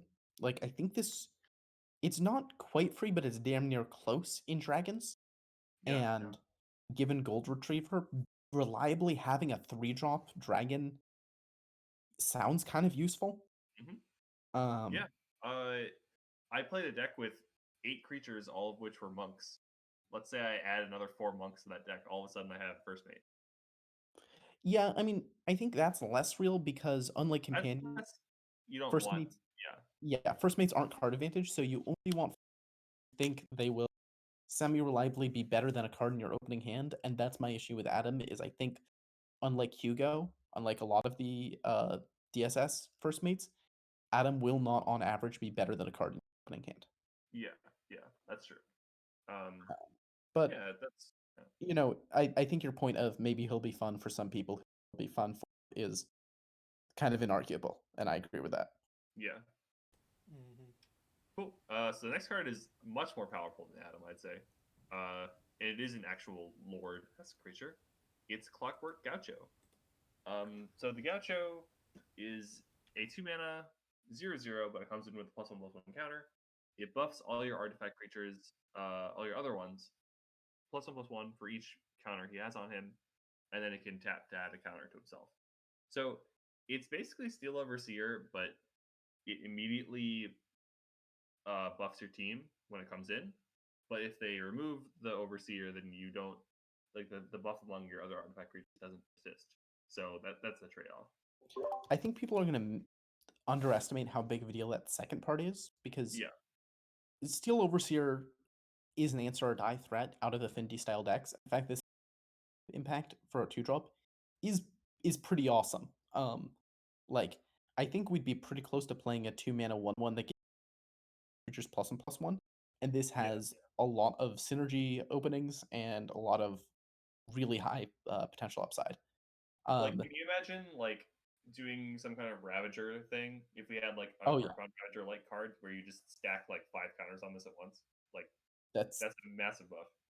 or I mean, just even I don't know, put Katie like play Hardened Scales Affinity with Katie and Clockwork Gaucho. Like Yeah, like that's sick. I think that this card is Um, going to be a huge buff to like artifact decks.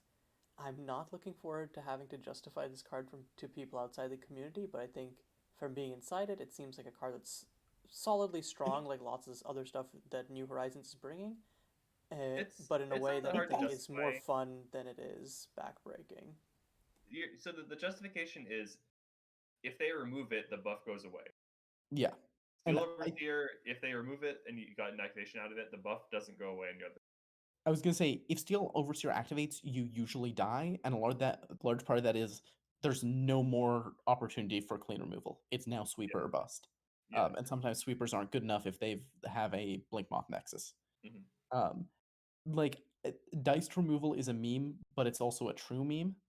And the other thing that's really important to remember as far as this card goes is we have some of the most messed up anti-artifact sweepers. Like we don't have creature corrosion. We don't have like that level of go fuck yourself. We don't have, but we do have Singular's Grasp. We do have Rot kind of counts. Like we have a Calamitous lot Crash. of Calamitous Crash Well, if what's you the one that must. makes idols? That's also pretty fun there. Um, Desecrate Antiquities. Yeah. No, Um, Calamitous Crash is way better. Yeah. I've cast that card for 0 and blown up my opponent's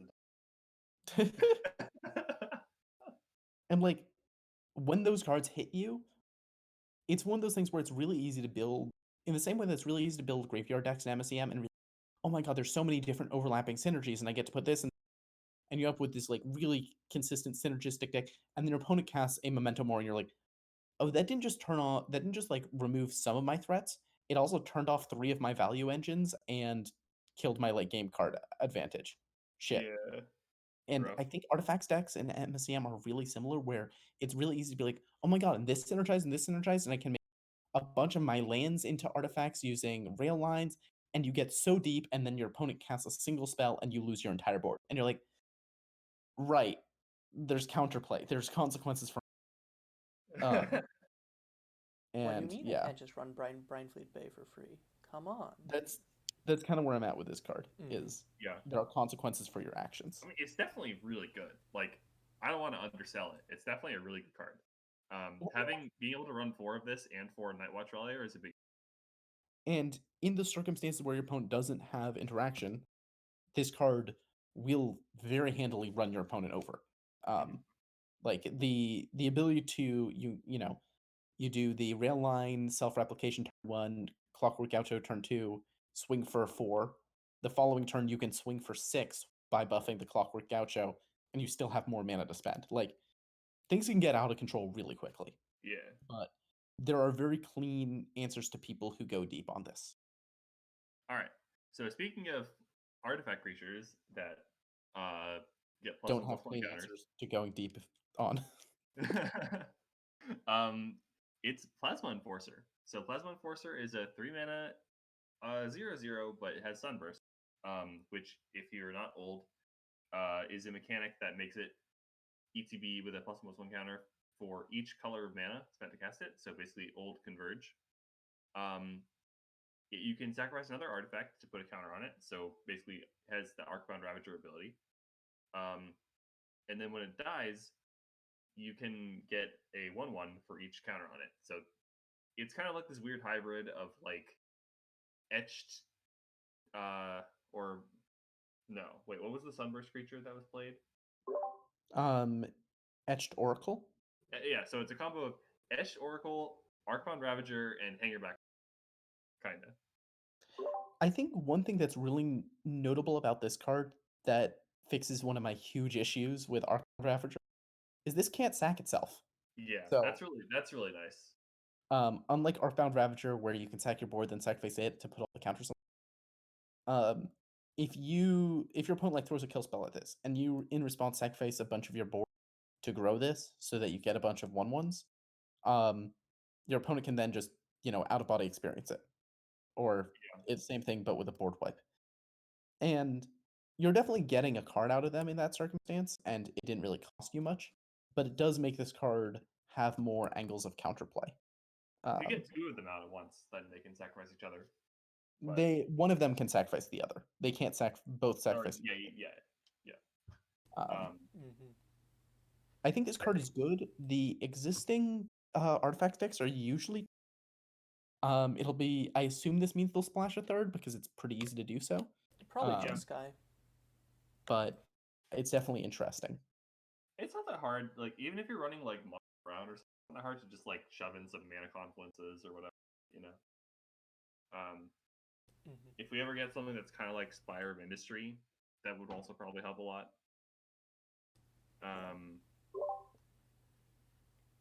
Yeah, overall, Yeah, I think I it's don't know. like I said, it's a pretty fun homage to a lot of the strong artifact cards that have dominated their standards in their time. So. Yeah, I think this being around makes the Gaucho a lot better too, because both of them want to have +1/+1 counters placed on them. So like, there's extra reasoning to run those kind of cards in your artifact aggro deck, and this also can create big boards that the Gaucho can buff. So I feel like they work really nicely with both together and with a lot of the same things. Word, yeah. Sweet. Okay, are we talking about this last card? This is the last card on the list, and all right. I think I don't think that this card is particularly competitive in MSEM. Both Dodger and Pip also noted that.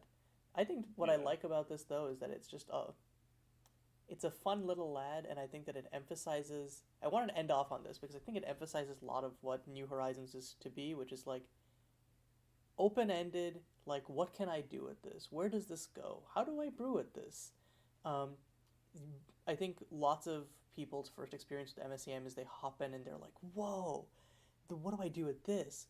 Like, this card is so cool," and I think that Scrap, to me, really embodies that feeling of like that exact feeling, and I think that I hope that it and all of New Horizons will kind of have that same refreshing aha feeling that most people had when they first joined MSCM or just custom formats in general. But yeah, that's basically why I wanted to talk about it. It's the ultimate Yeah, Johnny card. I think it should be a fun MSCDH card, maybe. Mhm. Besides that, too slow. It's just a dumb Johnny Yeah. card, and I think that's It's a dumb fine. Johnny card. Yeah. But yeah, with that, I think that's the end of our New Horizons review. Do you guys have any final words you'd like to say? I'm very excited to see how. I kind of expressed most of what I wanted to say earlier when I said we definitely took some risks because we wanted the set to be exciting. We wanted it to be like I want people to think of it as like a cool new standalone thing rather than sorry we took your crow cards, here's some gold. Uh, that's Yeah. pretty much it. Yeah. Pip? The only other thing I would add to that is there were some cards we didn't talk about here, and that's not because those cards aren't cool in their own rights, but it's because either, they're cards like Laylo or Soul's Attendant, or they're cards like Kenley the Leash of Redemption, or Hunger. Vivala Yeah. or Hunger, Additional where reason is you think listening to this for 3 hours is hard? Imagine all of us having to sit here and talk for that long. yeah, I Yeah. mean that, and also like some of these cards weren't meant to be like format shaking. And some of them are in fact just kind of homages to older sets or cool designs that we liked. Um, And yeah, while the speaking of, majority of these oh, cards are sorry. intended for constructed, some of them aren't, and so we didn't talk about them in the same depth here. Yeah. And speaking about But homages to old sets, I'm going to be including links to the instigator and spoiler page. It might have been a little hard to read because above the artist credit on every card, we had either the designer credit or the set credit, which might have been a little hard to read in the images in the video, but you can read them pretty clearly in the galleries in the description. 100% encourage you, go there, search for the set names, just ask if there's a card or mechanic or like setting that particularly interests you, just be like, what's this set, and like go and look, and I'm sure like talk to these card and sets designer. I'm sure they would have loved to see that. If you spent 3 hours listening to us talk, you can definitely spend a few hours going down the rabbit hole and looking at these cards and showing your appreciation for these designers. Because again, I like I learned mentioned, a lot about the deep MSCM lore from working on this set because I had to read through so many old sets, even sets that didn't end up getting cards. I read through so many files. mm, yeah, with that, thank you all for watching. This is Caillou, Thank you. Pip, and Dodger signing off. See ya.